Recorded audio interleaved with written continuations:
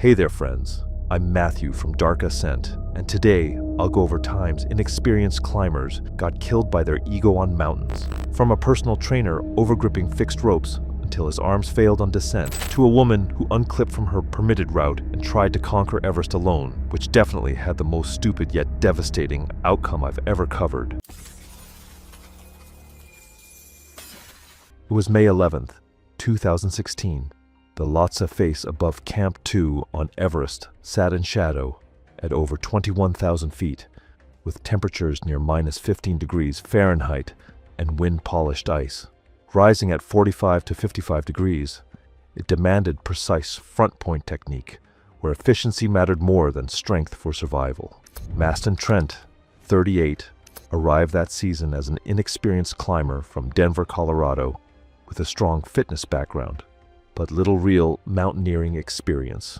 He worked as a personal trainer and built his identity around measurable performance, powerlifting, endurance training, and marathon running. But that conditioning didn't translate into technical alpine skill. He had completed a few non-technical hikes and guided trips on lower peaks, including Kilimanjaro and several Colorado 14ers, but none of them involved sustained steep ice, fixed rope systems, or high-exposure climbing. His only real exposure to crampons and glacier travel came from a single guided session on moderate terrain, leaving him underprepared for the demands of Everest's upper slopes. Not much to fall back on when things get real up there. From the start, his fitness stood out. On early rotations, guides could see he was stronger than most clients on the mountain, but strength wasn't the issue. Technique was. On fixed ropes, Maston kept doing what worked in the gym. Pulling with his arms, climbing hand over hand instead of letting his legs and crampons do the work. Dorje, his Sherpa, noticed it early and told him to fix it. Maston understood, but on Everest understanding doesn't always turn into change. By the time they were on the Lhotse face, that habit was catching up with him. Every meter higher, his arms were burning out faster than his legs could recover, and the small stabilizing muscles he actually needed were getting exhausted. Dorje saw it clearly and told him to stop and reset his pace. Maston pushed on anyway. You can see the overloaded building in real time. At around 23,100 feet, he briefly stepped off the fixed line to bypass a buried section of rope. His crampon slipped on wind-polished ice, but he caught himself and kept moving. The incident indicated reduced control, but he chose to continue. Near 23,400 feet, visible fatigue had set in. His arms were shaking as he paused at an anchor point. He estimated Camp 3 was less than 1,000 vertical feet above and pushed forward despite increasing instability in his movement. Shortly after, his right crampon loosened when the heel bail shifted out of position. He stopped on the face to fix it, removing his glove in the process.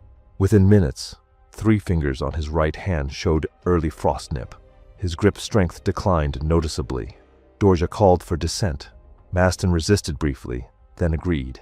During the descent at approximately 23,500 feet, his technique remained compromised. As he stepped down onto a section of hard, polished ice, his left crampon failed to seat securely. He instinctively grabbed the fixed rope with both hands, but his right hand, affected by frost nip, could not hold full weight. He slipped. The fall lasted only a few seconds. He dropped roughly 6 feet before the rope system caught him, swinging him hard into the ice face. The impact drove his right hip and lower back into the surface. He remained attached to the rope but could not stand. Dorje secured him immediately to the nearest anchor and radioed for assistance. 2 Sherpas from a nearby team arrived within an hour. During the slow assisted descent from 23,500 feet toward Camp 2, Maston's condition steadily worsened. He showed increasing signs of internal injury and shock and had to be lowered in stages over steep, exposed terrain. The evacuation took more than 4 hours. By the time they reached lower camp, he had slipped fully into unconsciousness and wasn't responding to anything around him. The team kept working on him, trying to stabilize him for evacuation, but his condition kept getting worse during the transfer setup. Not long after, his heart stopped and resuscitation efforts failed. Maston Trent was pronounced dead at Camp 2 later that day. The expedition report identified the primary cause as technique failure under fatigue. By relying on upper body strength instead of proper crampon use, Maston had exhausted the very muscles needed to maintain balance and control on descent. The loosened crampon and reduced hand function were contributing factors, but the underlying issue was inefficient movement on terrain that required precision. It was May 8th, 2018, and the upper Lhotse face gleamed under a sky so blue it looked synthetic. The temperature at 24,000 feet hovered around -8 degrees Fahrenheit, with gusts ripping snow off the surface and sending it streaming across the blue ice. The face angled between 40 and 50 degrees, a continuous wall where fixed ropes provided the only security. Old frayed lines from previous seasons hung slack beside this year's fresh cord. Martin Kreis ascended with mechanical precision, his Jumar sliding upward in metered intervals, matching a cadence from his army career. He was 56, a retired colonel from Fort Bragg, who had spent 3 decades commanding units where discomfort was standard and complaining was weakness. He had climbed Rainier once and attempted Denali the previous year, turning back at 17,000 feet. He described the retreat in his application as a strategic withdrawal necessitated by external factors, framing failure as command judgment. I've read a lot of expedition applications putting these stories together, and I can tell you, the ones that dress up a retreat in military language are always the ones that worry me most. His Sherpa, Chewang Lakpa, 36, had summited Everest 4 times. Chewang had noticed problems since the first rotation. Martin climbed rigidly, refusing to adapt his pace, treating the mountain as an obstacle course where consistency guaranteed progress. When Chewang suggested rest stops, Martin dismissed them. When Chewang pointed out altitude stress, persistent headaches, slight stumbles on the fixed lines, Martin responded with the authority of someone unaccustomed to subordinates, questioning his assessment. The dynamic was clear from the start. Martin treated Chewang like a private giving a briefing he hadn't asked for. And that's the thing about altitude sickness. It doesn't care about rank. On this push to Camp 3, Martin's coordination had been deteriorating for over an hour. His fingers showed the waxy white patches of frost nip, which he dismissed when Chewang pointed them out. His crampon placements had become irregular, front points striking ice at odd angles. Rest stops occurred involuntarily as he paused mid-step, confused, as though he had forgotten what he was doing. Chewang recognized high-altitude cerebral edema building, ataxia, confusion, the slow erosion of motor control as the brain swelled against the skull. He told Martin they needed to descend immediately. Martin refused, quietly, certainly, with 30 years of authority behind it. Camp 3 was close. He needed to push through the wall. The wall, Chewang knew, was his brain dying. I keep circling back to that phrase. Push through the wall. In a gym, that's how you build strength. On the Lhotse face at 23,000 feet, it's how your body writes a death sentence your mind can no longer read. At approximately 1:15 p.m., around 23,200 feet, Martin stopped and looked around with an expression of recognition that was entirely false. He announced they had reached Camp 3 and began unclipping his Jumar. Chewang lunged for his arm but was a body length below on the steep face. Martin freed himself from the line and stepped onto unprotected blue ice at 45 degrees. He managed a couple of unstable steps before his crampons lost purchase. There was no self-arrest. His ice axe was clipped to his harness, and his coordination was too compromised to execute the maneuver. He slid immediately, accelerating down the polished surface. Chewang watched him disappear below the curve of the face in 4 seconds. Martin Kreis was found the following morning, approximately 1,800 feet below the point where he is unclipped. He was 56. Camp 3 had been another 300 vertical feet above the spot where he decided he had already arrived. That detail is the one I can't shake. He died 300 feet below the place he was trying to reach, believing he was already there. I don't know a lonelier way to go than that. It was April 29, 2016, and the Khumbu icefall groaned in the afternoon heat. At 29 degrees Fahrenheit, meltwater trickling through the glacier was undermining ice structures that cracked and settled all through the night. Above, Syrax tilted at angles that looked like decisions waiting to be made. Vanessa Holt was 36, from Sydney, a former fitness influencer whose follower count had peaked around 85,000 and dropped to about 40,000. Everest was supposed to turn that around, but before leaving Australia, she'd set up a financial backstop. 3 overlapping adventure insurance policies from different providers, each covering evacuation and rescue costs. She believed the overlap would let her recover far more than the rescues actually cost. Her climbing Sherpa was Ang Cheering, 35 8 Everest summits, from Kunde. Known for one thing above all, he was always the first to move when someone needed help. 14 seasons of rescue work at altitude. That instinct was exactly what Vanessa was counting on. The first staged emergency came at Camp 1. Vanessa reported severe abdominal pain. A helicopter was called. She got flown to Kathmandu, examined, and they found nothing wrong. She filed an insurance claim within 48 hours and was back at base camp 3 days later. The second came at Camp 2. She hyperventilated on purpose and put on symptoms that looked like early-stage pulmonary edema. The expedition doctor found no fluid in her lungs but couldn't rule out early HAPE at that altitude. She got evacuated again. Second claim filed. Ang Cheering helped with the Camp 2 response, hauling supplemental oxygen across the glacier to the landing zone, adding wear on his body during an already brutal season. Between evacuations, other Sherpas noticed Vanessa bounced back too fast and showed no leftover symptoms. She came back each time with a readiness that looked more like planning than recovery. Ang Cheering told the expedition leader what he suspected, but the leader had no medical grounds to cut her. And that's the part that really gets under my skin with this one. Everyone suspected. The Sherpa saw it, the expedition leader saw it, the pattern was right there. But you can't definitively prove someone isn't sick at 21,000 feet, so nobody could stop her. She found a gap in the system and ran it 3 times. The third staged emergency was the most dangerous. At Camp 3, 23,500 feet on the Lhotse face, Vanessa took medications that brought on vomiting and a racing heart. At that altitude, the symptoms were impossible to tell, apart from severe acute mountain sickness. She called for help. Ang Cheering heard the radio call from above Camp 3, where he was pre-staging oxygen for the summit push. He came down to her within 30 minutes, moving fast over steep ice the way someone does, after doing it dozens of times. What he found looked real. Vomiting, racing pulse, flushed skin. He started lowering her on the fixed ropes. During the descent, wind picked up on the exposed face, gusting to 35 miles per hour. The rescue became a real emergency, no matter whether the patient's condition was genuine. Ang Cheering was managing a body on 45-degree ice in worsening weather at 23,000 feet. At around 22,800 feet, the ice anchor he was waiting fractured. The screw pulled through a surface layer weakened by freeze-thaw cycling. Ang Cheering dropped 30 feet before his backup anchor caught. His body slammed into the ice wall, and the force went straight through his lower left leg. Compound fracture.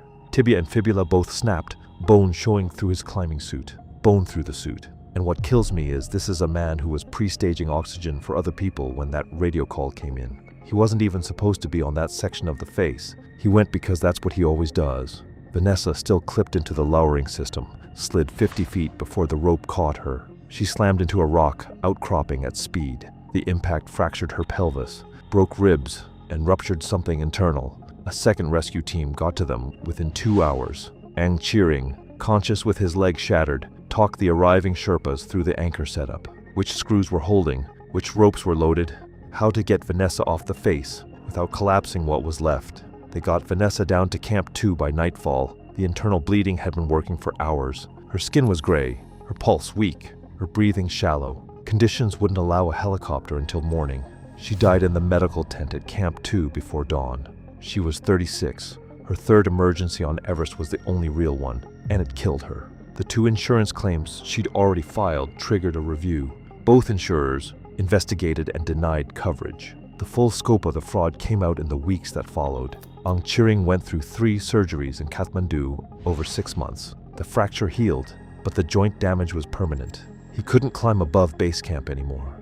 14 years of being the first to show up when someone needed help, ended by someone who never needed help at all. His family lost more than half their income. Western climbers who knew him put together a fund that covered the surgeries, but couldn't replace what the mountain had given him. A reporter asked him the following year if he was angry at Vanessa Holt. He said anger takes energy he was using for other things. When asked what those things were, he said he was learning to walk on flat ground the way he used to walk on ice. 1 step at a time, trusting the surface beneath him. I've ended a lot of these videos and moved on, but that answer is one I can't let go of. Learning to walk on flat ground the way he used to walk on ice. 14 years on that mountain, And that's how it ends. 6 climbers, 6 lies, and the people who paid the highest price weren't the ones who told them.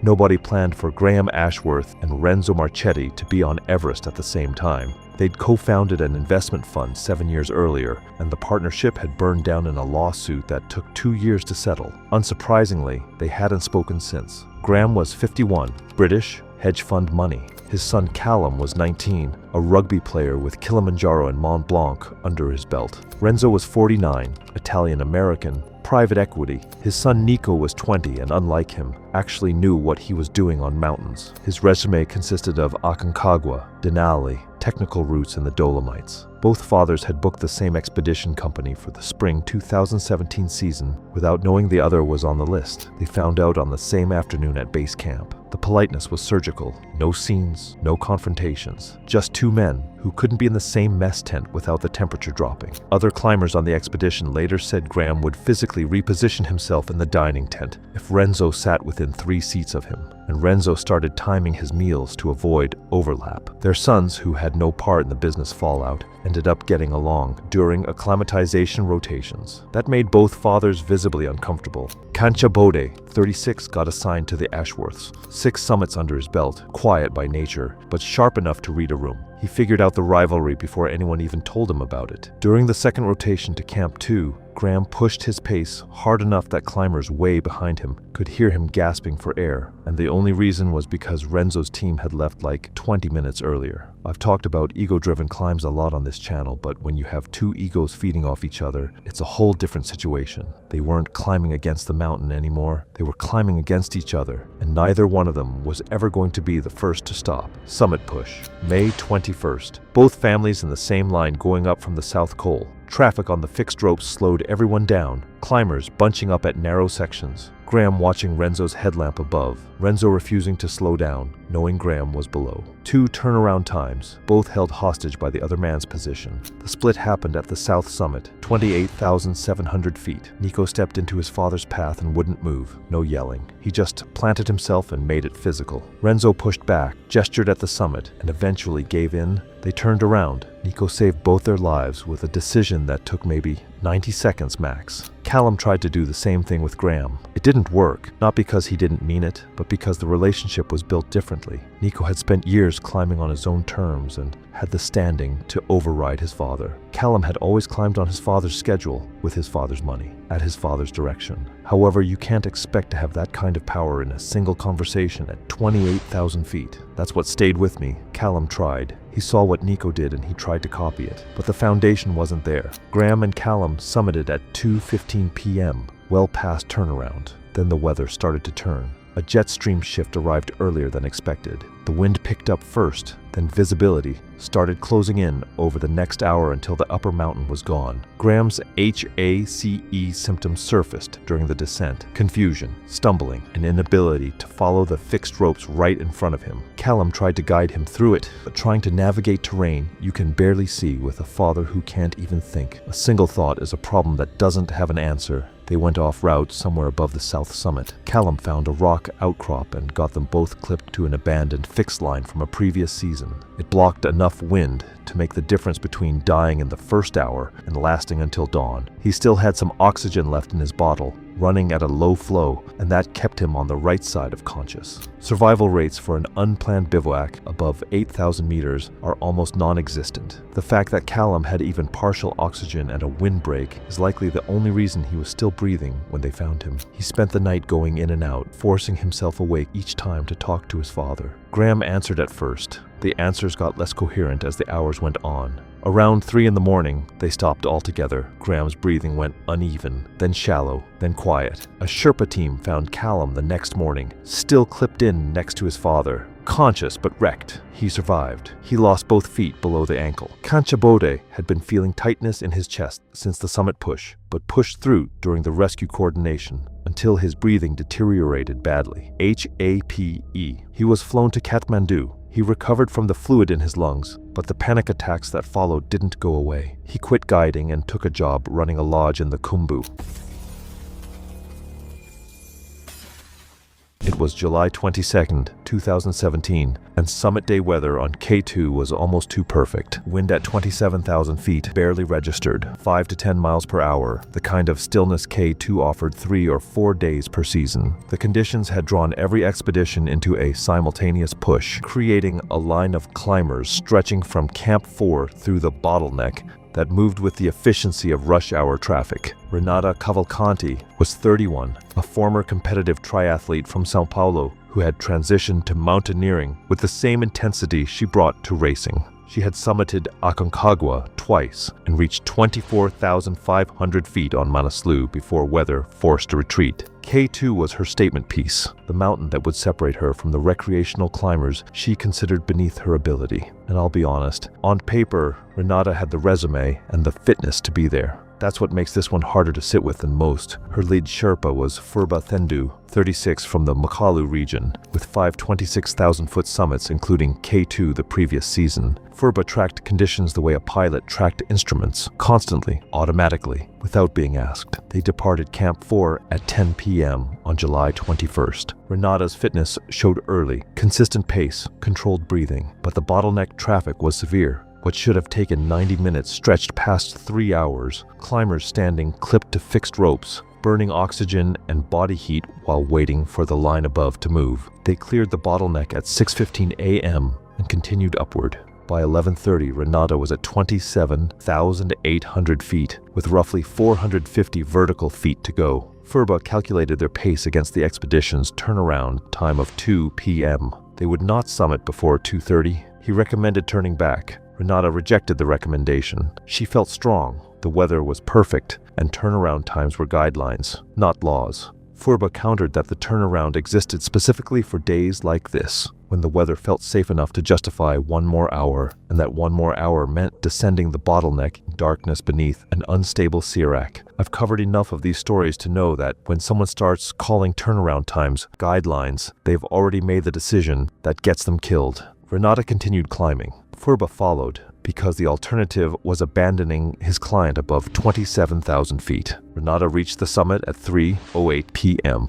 more than an hour past turnaround. She spent 11 minutes before beginning descent at 3:19 p.m. The math was now a countdown. The bottleneck was roughly 4 hours below. Sunset arrived around 7:30. The Serac above the bottleneck was most unstable during temperature transitions, when warming and cooling cycles stressed fracture lines. They descended efficiently, but the hours of climbing had extracted a toll that adrenaline could not repay. Renata's legs had lost their morning elasticity. Her crampon placements, still accurate, came slower. Her oxygen supply was running lower than Furba wanted to see. The sun dropped toward the western ridges, and the temperature began its evening plunge, the kind of rapid cooling that stressed the hanging Serac as the ice contracted. They entered the top of the bottleneck at approximately 6:40 p.m. in fading light, the gully empty, every other climber long gone. Every other team had cleared the bottleneck hours earlier. That fact alone should tell you everything about where Renata's decision put them.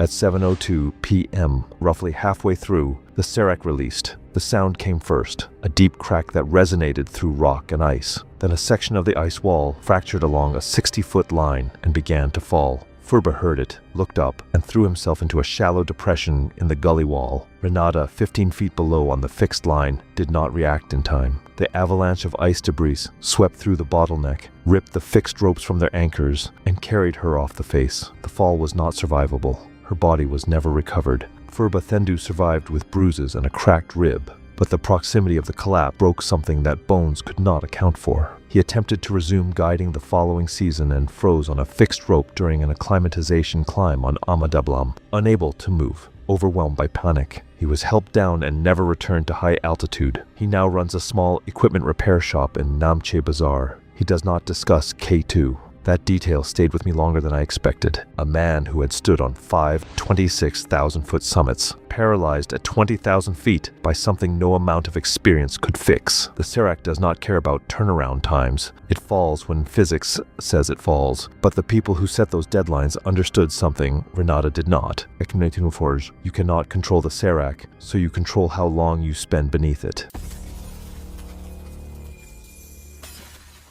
It was May 19th. 2017, Everest's southeast ridge, above 26,000 feet. sat in early morning cold, below minus 20 degrees Fahrenheit, with critically low oxygen. At that altitude, survival depended entirely on precise oxygen use and the ability to make decisions while the body and mind were already shutting down.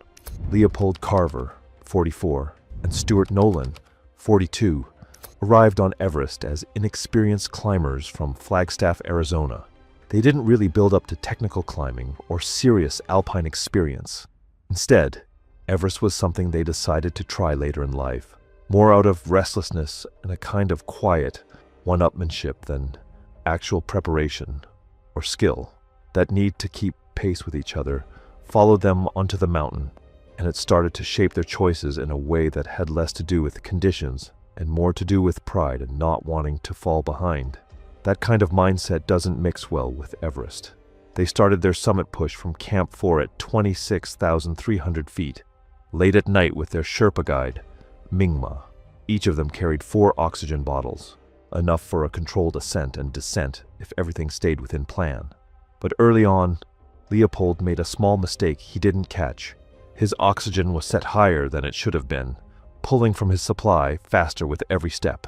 There was no alarm, no clear warning, just a quiet drain happening in the background while he kept moving through the cold and darkness, never realizing anything was off. By the time Mingma checked his system near the balcony, 1 full bottle had already been consumed. There was no warning sound, no visible malfunction, just a silent loss of margin in an environment where every minute of oxygen mattered. The setting was corrected, but the damage was already done. From that point on, the reserve was smaller than they believed. At around 27,800 feet, Stewart experienced a nosebleed and briefly removed his oxygen mask. The interruption lasted only a few minutes, but at that altitude, even short exposure without supplemental oxygen begins to affect cognitive function. Over the next hour, his movement became less precise. He misclipped a section of fixed rope, hesitated on simple transitions, and showed the early signs of oxygen deprivation affecting judgment and coordination. Despite these issues, they continued toward the south summit. When they arrived at 28,704 feet, their oxygen reserves were already significantly reduced. The weather still appeared stable, and the summit was within reach. Mingma presented the option to turn back, but both men chose to continue.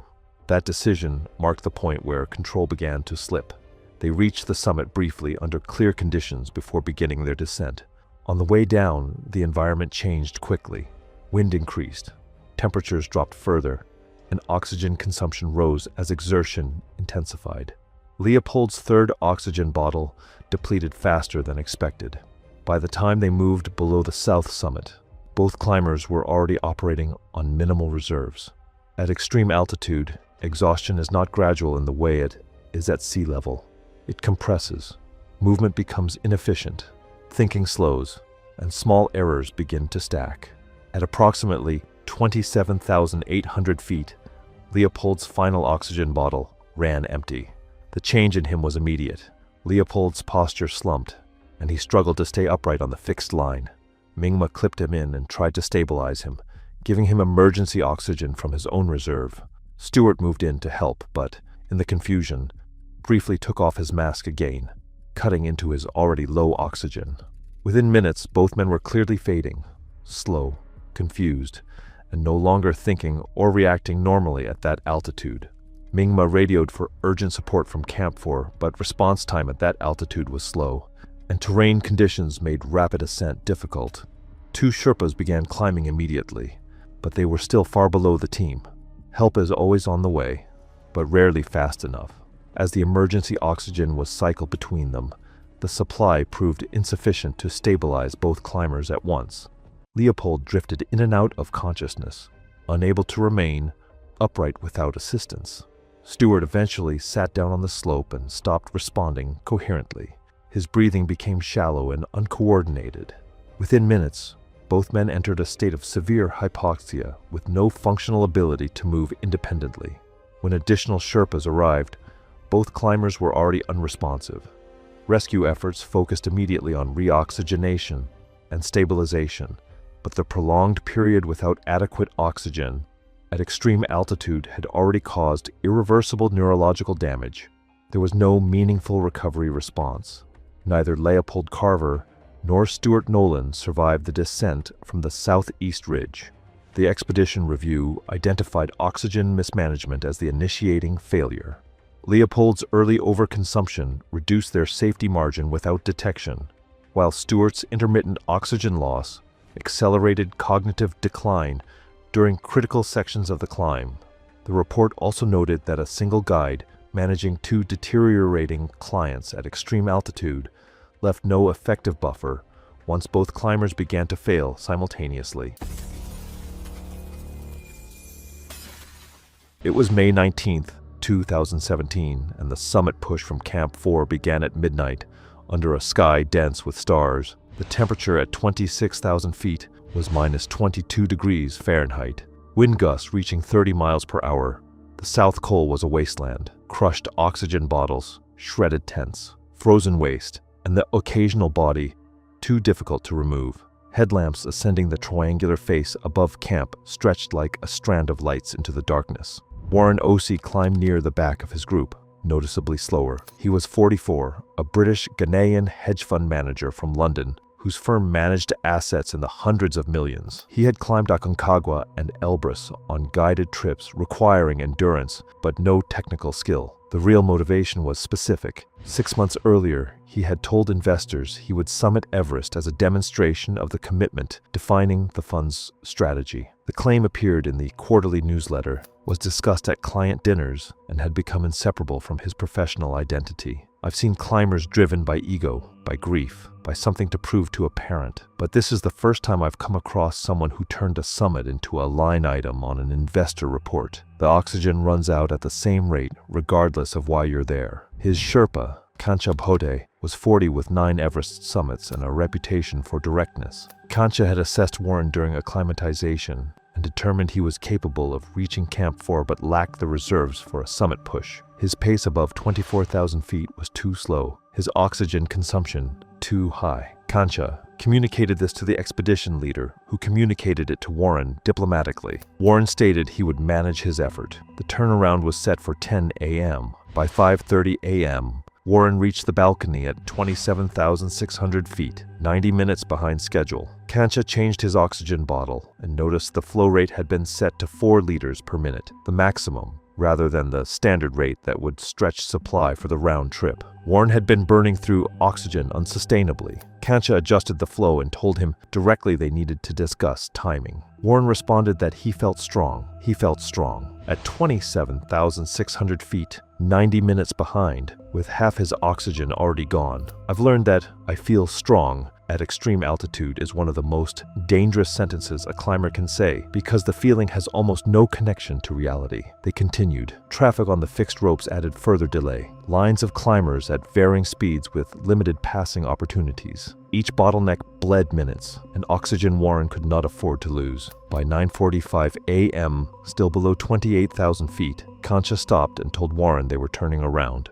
The turnaround was 15 minutes away, the summit at least 2 hours above, and the oxygen insufficient for a safe return. Warren refused. He would continue alone and accept responsibility. Kancha repeated his position once, then stepped aside. He had seen this calculation before. The client would not be moved. Kancha began descending, radioing base camp that the client had separated. Every time I come across a Sherpa stepping aside after being refused, I try to imagine what that walk down feels like. You're descending knowing exactly what's going to happen to the person above you, and there's nothing left you can do about it. Warren continued up the fixed ropes alone, his oxygen critically low after the mismanaged flow rate and a bottle change, time too late. He passed the South Summit area around 1:30 p.m., more than 3 hours past turnaround. He was moving at a pace suggesting each step required a separate decision. Radio calls from base camp urging descent went unanswered. He began descending in afternoon light, his oxygen effectively exhausted, his movements reduced to mechanical shuffling. His body operated on reserves that did not exist, muscles failing, coordination dissolving, each step a negotiation between will and physics that physics was winning. He collapsed above the balcony at approximately 3 p.m., folding beside the fixed rope. Descending climbers through the afternoon checked for signs of life, and found shallow breathing that weakened each hour. No one had the oxygen or manpower to move him. Warren Ozzie was found frozen the following morning. He was 44. He never reached the summit. The distance between his highest point and the top was roughly 200 vertical feet. Close enough to see, too far to reach, and completely irrelevant to the mountain that killed him. 200 feet. I kept coming back to that number because it proves how meaningless the summit was. He died for a distance you could walk in 90 seconds at sea level. It was May 8th, 2017, and Everest Base Camp was bright and still, the sun softening the glacier into a wet sheen. The temperature hit 31 degrees Fahrenheit, mild enough to make the mountain feel almost welcoming. Andrea Farr was 47, from Miami, a hedge fund manager who solved problems with capital. Mountains, she was finding out, didn't respond to money. Her body needed weeks to adapt to altitude, and no wire transfer could speed that up. She had done one rotation to Camp 1, which wiped her out more than expected. The schedule called for 2 more over 10 days. Andrea saw dead time. The arrangement went through a helicopter company in Kathmandu. Fake a knee injury, get evacuated, have the helicopter land at Camp 2 instead of flying to Kathmandu. She iced and compressed her knee overnight to create swelling. The expedition doctor found inflammation that looked like a soft tissue injury and called for evacuation. I've covered a lot of shortcuts people take on this mountain, but this one is something else. You can buy your way past a lot of things in life, but you cannot buy your way past biology. Red blood cells don't care how much money you have. The helicopter lifted off from base camp and instead of heading to Kathmandu, set down at Camp 2 on the western CWM. Cash to intermediaries ensured the flight log listed a weather diversion near Farich. Andrea stepped onto the glacier at 21,000 feet with a body that had spent one night above 19,000. Her blood hadn't adapted, her lungs hadn't adjusted, her brain hadn't recalibrated. Every system still thought it was at sea level. Sonam Rinjing, 31, her assigned climbing Sherpa with 6 summits, came up with a regular rotation the next day and found Andrea already in her tent. The knee looked fine. Sonam checked with base camp, confirmed the story, and reported what he saw. This woman had not acclimatized. Taking her higher was a medical risk. Andrea waved it off and reminded everyone what she'd paid. They let her try for Camp 3 with close monitoring. At 22,500 feet, altitude her body had zero adaptation for, she got hit with a crushing headache. Her coordination fell apart. Her crampon placements were sloppy. Sonam watched her responses come slower, watched her eyes glaze over, watched acute mountain sickness speed toward something worse. Sonam told her to go down. Andrea refused. She made it to 23,000 feet before she couldn't clip her own ascender without someone guiding her hands. Her words were garbled. She kept fumbling gears she'd used for weeks. Full haste, severe cerebral edema shutting her brain down. Sonam and a second Sherpa started lowering her down the Lhotse face. Andrea turned combative, her dying brain reading rescue as an attack. She swung her arms, fighting them. And here's the thing that wrecks me about HACE. The person you're saving fights you. They don't understand you're helping. Their brain turns rescue into threat, and Sonam is absorbing punches on steep ice, trying to keep this woman alive. Her ice axe caught Sonam in the shoulder. In the same moment, Andrea unclipped her own harness. She slid right away on the steep ice and fell roughly 800 feet before hitting a rock shelf. The injuries were catastrophic. 800 feet. That's roughly the height of a 60-story building, and the only reason it stopped there was because the rock shelf caught her. Without it, the Lhotse face doesn't end for another 2,000 feet. Sonam Rinjing needed surgery in Kathmandu, torn ligaments that never fully healed. He couldn't go back to high-altitude guiding. He ended up doing trekking work in the lower Khumbu at about half the pay, supporting a wife, 2 kids, aging parents, and a younger brother still in school. Half the income. Because a woman from Miami couldn't sit still for 10 days. I don't know how you process that math. In May of 2018, the models suggested a window around the 16th through the 18th. The consensus was clear: go early or risk bad weather. Martin Freed heard the briefing and ignored the part that mattered. Martin was 52, tech money out of Austin, and he'd spent 2 years planning one specific moment, his son Aiden standing on top of Everest on May 19th, the kid's 18th birthday. He'd had a banner made, GoPros configured for the summit shot. The whole narrative was locked in. Aiden was the real climber in the family. 18, Denali and Aconcagua already behind him, strong on technical terrain, good instincts. He kept a detailed climbing journal and logged every training session for 2 years leading up to Everest. His gear was his own, bought with money he'd saved from part-time work, not his father's credit card. He told his father they should go when the window was open. Martin said no. The birthday was the point. This one hit differently for me than the others. Martin wasn't cruel. He wasn't selfish the way Warren Kessler was. He just loved his kid and wanted to give him something extraordinary. But Everest doesn't grade on intention. It grades on timing. Chairing Namgyal, their Sherpa, 33 with 5 summits, backed Aiden up through the expedition leader. Martin held firm. Most teams sent their climbers up on the 17th and 18th. By the evening of the 18th, the wind was already picking up and clouds were stacking to the west. Martin and Aiden left the South Col late on the 18th, aiming for a birthday summit. They pushed into conditions that were already worsening. Wind above the balcony built steadily through the night, gusting past 60 miles per hour by the time they reached 28,000 feet. For your context, sustained winds above 50 miles per hour on the upper mountain are considered enough to knock a grown adult off their feet, especially on exposed ridgelines where there's nothing to grab. Visibility was dropping and temperature was getting worse. They got to about 28,200 feet before cheering stopped them. Aiden agreed instantly. Martin pushed back 900 feet from the top. So close. Aiden stood his ground and said he was going down, with or without him. Martin, faced with his son descending alone, finally changed his mind. Coming down broke Martin. He slipped on a steep section below the balcony, fell about 15 feet before the fixed rope caught him, and the impact left him with a severe ankle fracture. At 27,000 feet in that wind, a broken ankle is a death sentence in slow motion. Cheering and Aiden got on either side of him and tried to bring him down, but they were losing daylight, losing warmth, and covering ground so slowly that the mountain was gaining on them. Martin died from exposure sometime in the early hours of May 19th. The cold took him the way it takes everyone at that altitude. Shivering that stops, confusion that deepens, a stillness that sets in and doesn't lift. His son's 18th birthday, Aiden and Cheering barely made it back to Camp 4 at dawn. Aiden lost several toes to frostbite. He went back to climbing 2 years later, but he's never gone near Everest. Cheering finished the season, then told his company he wouldn't take clients who overruled weather calls. They couldn't promise him that, so he walked away from high-altitude work entirely. It was July 18th, 2016, and the morning briefing at K2 Base Camp carried the restless energy of a season approaching its climax. Forecasters predicted a 3-day window beginning July 20th, the best opportunity all season. Teams began final preparations, checking oxygen systems and inventorying supplies at higher camps. Nathan Crowell was 35, a wilderness guide from Montana who had summited Denali 3 times and completed Manaslu the previous year. His experience was legitimate. What was not legitimate was his oxygen plan, and I want to be clear here. Nathan wasn't a fraud or a beginner. He was someone who genuinely belonged on K2 and still made a calculation that killed him, which in some ways makes this one harder to process. Nathan had chosen a Pakistani operator whose fee was roughly 40% below the major companies. The savings came from reduced staffing, fewer oxygen bottles, and minimal contingency supplies. The operator supplied smaller, lighter cylinders than the standard Poisk bottles,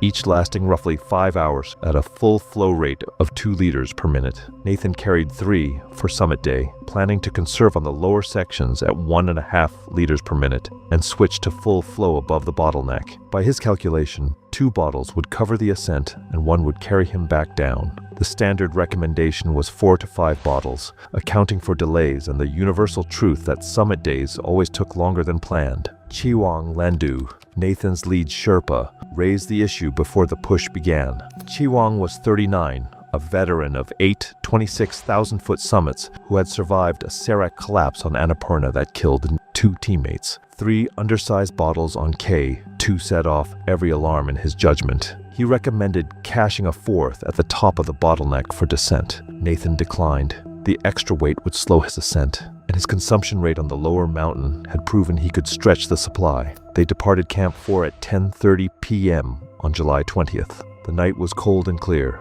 minus 30 degrees Fahrenheit with wind chill. Nathan moved efficiently through the darkness, passed through the bottleneck without incident, the hanging Serac visible above as a dark mass against the stars, and continued on to the upper slopes as dawn broke across the Karakoram. The summit push took longer than his schedule allowed. Traffic on the upper traverse forced repeated stops, and the final pyramid demanded sustained effort on mixed rock and ice that burned through oxygen faster than the reduced flow could sustain. He switched to full flow well before planned, chewing through his second bottle and dipping into his third before reaching the top. Nathan reached the summit at 1:45 p.m., over an hour behind schedule. He had one bottle remaining, already partially depleted. His entire descent supply amounted to roughly 4.5 hours at full flow. The descent would take at least 5. The math worked only if everything went perfectly. Nothing went perfectly. When I first worked through the oxygen numbers for this story, I kept rechecking them because I couldn't believe someone with his experience would cut it that close. The margin, he thought, he had never existed.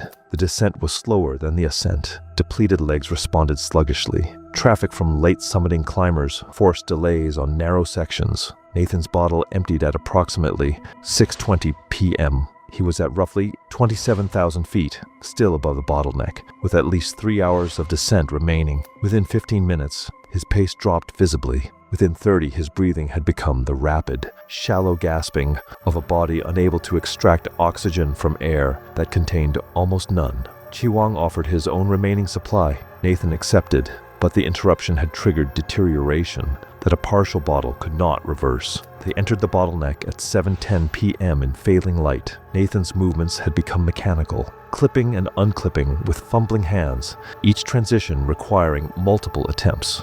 At approximately 7:45 p.m., his legs stopped functioning. He sat on the slope and could not stand. The remaining oxygen ran dry. At 26,500 feet in the bottleneck, in the dark, without oxygen, with a body pushed beyond capacity for nearly 22 hours, Nathan had reached the end of what willpower could sustain. Chiwang stayed for over an hour, attempting to revive him, to motivate movement. The responses diminished, slurred words to sounds to silence. When Nathan stopped responding entirely, Chiwang descended alone, reaching Camp 4 at 11 p.m. I spent a long time thinking about that hour Chiwang sat with him, knowing exactly what was happening, unable to change it, choosing to stay anyway. That kind of loyalty doesn't get written about enough. Nathan Crowell was found the following morning, seated on the slope, attached to the fixed rope. He was 35. Chiwang Lendu completed the season and returned to Nepal. He did not accept contracts the following year or the year after. He told colleagues he had spent 15 years watching clients make decisions that killed them, and Nathan had been the last one he was willing to carry. Every bottle counted. Every hour mattered. Every calculation that ignored margins was a gamble placed against a mountain that never lost. It was May 14th, 2018. Everest's South Col, at over 26,000 feet, sat under clear skies, with temperatures below minus 18 degrees Fahrenheit and critically low oxygen. In these conditions, undernutrition and dehydration can quietly degrade function until movement itself becomes impossible. Philip Schaefer, 52, arrived on Everest as an orthopedic surgeon from Nashville, Tennessee, with a structured and methodical approach to preparation. He had completed marathons and Ironman triathlons. His training metrics met high standards, and his expedition plan followed established protocols. He treated the climb like a systems problem, with a clear understanding of how the body responds to altitude and risk. But like many disciplined, high-performing people, he still relied on how he felt, hunger, thirst, fatigue, to decide when to eat and drink. Over 31 days on the mountain, those signals had diminished. Altitude suppressed his appetite, while his body continued to burn energy at elevated rates. In the days leading up to May 14th, his food and fluid intake dropped well below recommended levels. He lost weight steadily and produced minimal urine, indicating dehydration. Despite this, he continued moving efficiently and did not report significant issues.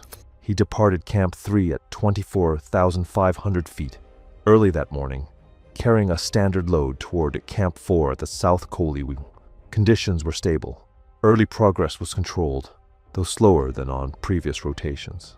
By the time he crossed the yellow band at around 25,000 feet, his pace had declined noticeably. He reported feeling heavy but continued. At the base of the Geneva Spur, near 25,800 feet, he stopped and sat down fully, a deviation from standard rest practices at altitude. He consumed a small amount of food and water, the first intake since leaving camp. His Sherpa, Tenzin, monitored him but observed no immediate critical signs. However, stopping like that near the top is never just a quick break. As the ascent continued, Philip's movement became increasingly labored. Each step required visible effort beyond what his fitness level would normally demand. His breathing rate increased, and he did not consume additional food or fluids. He reached the edge of the South Col with Camp 4, less than 1,000 feet away, and sat down, unable to continue when prompted. Tenzin returned and observed clear signs of physical decline, paleness, shivering, and reduced responsiveness. His oxygen system was functioning, and his saturation level, while low, remained within expected range for the altitude. A short time later, Philip attempted to stand, but could not generate enough force to lift himself. Severe undernutrition and dehydration over the previous 30 hours had left his body unable to sustain exertion in extreme altitude conditions. Shortly after, he lost consciousness. Tenzin lowered him to the ground and called for assistance. 2 nearby climbers and another Sherpa responded quickly. Philip had a weak, irregular pulse and shallow breathing. Emergency. Glucose was administered, and a carry system was assembled using available gear. Everyone just switches into do what they can, right now mode. The team started carrying him slowly across the South Col toward Camp 4, picking their way over uneven ground as the cold and exhaustion built with every step. Philip came for a few moments during the move, but he couldn't stand or form clear words. Each pause seemed to take more out of him, and his condition kept slipping as they went. Inside a tent at Camp 4, he was placed on supplemental oxygen and given warm fluids in an attempt to stabilize him. For a short period, there were signs of response, but he never fully regained consciousness in a sustained way. He died later that evening at Camp 4. The evacuation to Kathmandu the following day confirmed severe hypoglycemia, dehydration, and an underlying cardiac arrhythmia, likely triggered by prolonged electrolyte imbalance and sustained stress at extreme altitude. The expedition review identified prolonged undernutrition and dehydration as the primary causes. Despite his medical background and structured preparation, Philip had continued relying on hunger and thirst signals that were suppressed by altitude. Without consistent intake over time, his body's energy systems gradually failed beyond recovery. It was May 18, 2017, and Camp 4 on the South Col sat under a sky clouding over, with thin cirrus streaming from the west. The temperature was minus 15 degrees Fahrenheit and dropping. The debris field of the Col stretched in every direction. Dented oxygen bottles, frozen guy lines, and shredded tent remnants scattered across the plateau. Sebastian Muir arrived at Camp 4 at 2 p.m., the last of his group. He was 23, an Australian from Sydney, whose father, Richard Muir, had summited Everest in 1996 and built a quiet mythology around the achievement. Photographs in the family home, an ice axe mounted above the fireplace, stories that grew more polished with each telling. Sebastian had grown up measuring himself against a standard set on a single day 21 years earlier. Of all 5 people in this video, Sebastian is the one who stayed with me longest. Not because his story is the most dramatic, it's the quietest. But he wasn't arrogant or reckless. He was just a kid trying to make his father proud on a mountain that doesn't grade on intention. His climbing experience was limited to guided treks, Kilimanjaro, the Annapurna circuit, and a failed attempt on Island Peak cut short before technical terrain. He had no experience with fixed ropes, front pointing on ice, or managing oxygen systems. His father had funded a premium placement at $65,000 and arranged for Dawa Wangchu, 45, with 12 Everest summits, to be assigned exclusively. Richard hired Dawa not to help Sebastian summit, but to keep him alive. In a satellite phone call before the summit push, Richard told Dawa that the boy coming home mattered more than the boy standing on top. Dawa understood. He had kept clients alive before by turning them around. What he could not control was a client who hid the thing that was killing him. The acclimatization rotations had been difficult. Sebastian struggled visibly above 23,000 feet, his pace slowing and his appetite vanishing for days. He developed a cough during the Camp 3 rotation that he attributed to dry air, reasonable at altitude, where persistent coughs affected nearly everyone. Dawa monitored it, without alarm. At that stage, it was indistinguishable from normal altitude irritation. At Camp 4, Sebastian forced down food without appetite, his energy depleted from the Geneva spur, a headache constant behind his eyes. He was on supplemental oxygen at 2 liters per minute. Dawa checked his regulator during the evening and found it functioning properly. Sebastian reported feeling tired but fine. At approximately 9 p.m., his cough changed. The dry hack deepened into something wet, each spasm producing a gurgling sound from deep in his chest. His breathing developed a crackling quality that worsened each hour. He sat upright because lying down made the sensation of drowning more acute. He did not wake Dawa. He did not increase his oxygen flow. In an audio diary recovered later, his final entry noted his chest felt heavy but attributed it to nerves. He stated he did not want to be the reason the team turned around. That line from the audio diary broke something in me when I first heard it. He's sitting in a tent at 26,000 feet, his lungs filling with fluid, and his last recorded thought is that he doesn't want to inconvenience anyone.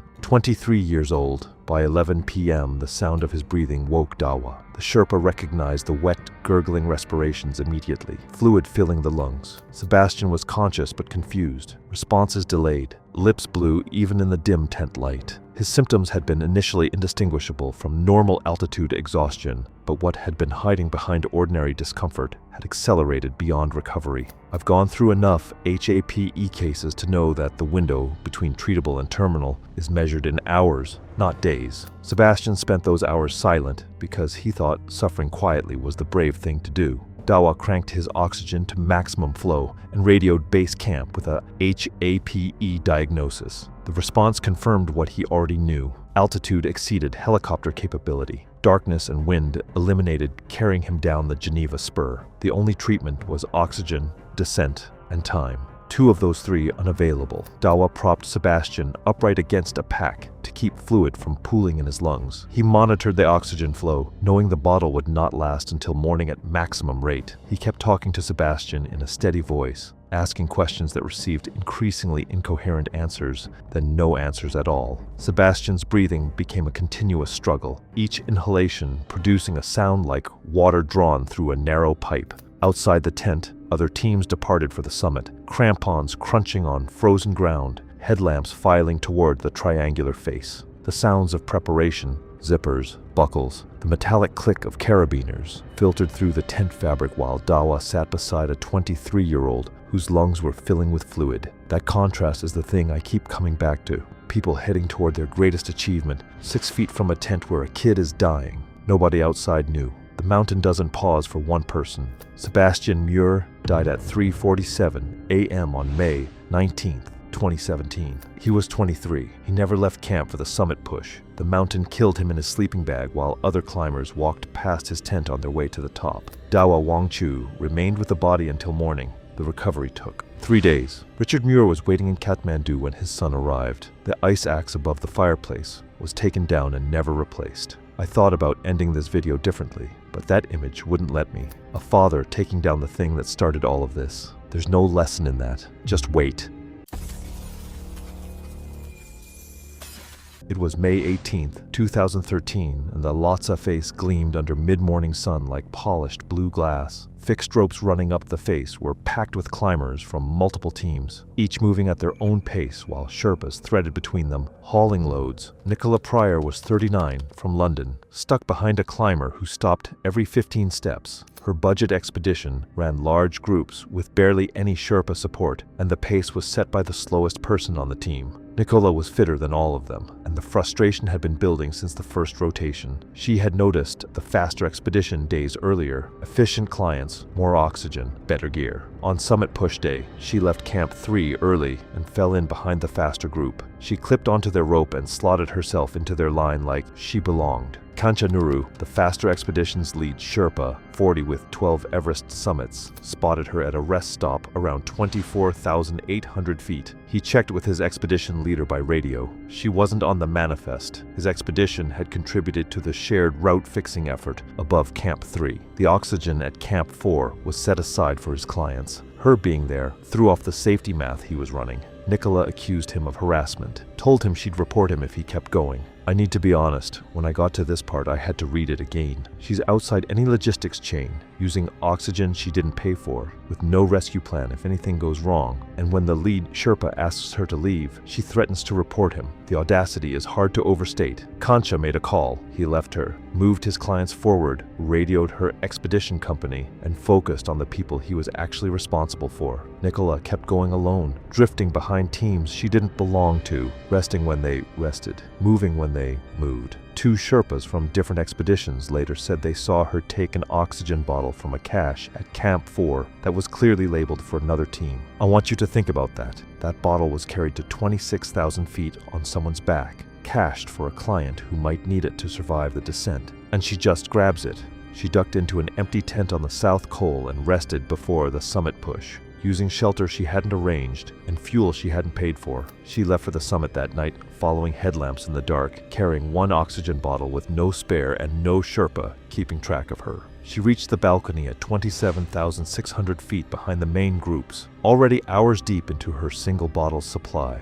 Above the balcony, the math turned fatal. At the flow rate she was using, her single bottle was nearing depletion. The summit was still 1,400 vertical feet above, no spare, no Sherpa carrying extra supply, and nobody on the mountain tracking where she was. Nicola Pryor was found at around 28,200 feet, slumped against the fixed rope. Climbers coming down from the summit first assumed she was resting. A Sherpa who checked on her 2 hours later found no pulse. She was 39 years old. Nobody on the entire mountain was tracking her. I keep landing on that because it's the thing that makes budget expeditions so dangerous. She walked away from the only people responsible for her, and nothing existed to catch her before the mountain did. Kanchanuru was questioned about leaving her on the rope. Sherpa teams across the mountain backed his decision without exception. He had protected the clients in his care. Budget operators had been a growing problem on Everest for years. They undercut established companies by stripping services to the minimum. Smaller Sherpa teams, fewer oxygen bottles, less communication gear, and almost no oversight once clients left base camp. For climbers who couldn't afford premium expeditions, they were the only option. But the trade-off was simple. You paid less, got less, and when something went wrong above 26,000 feet, nobody was coming. Nicola's expedition couldn't even confirm she was missing until other teams reported it.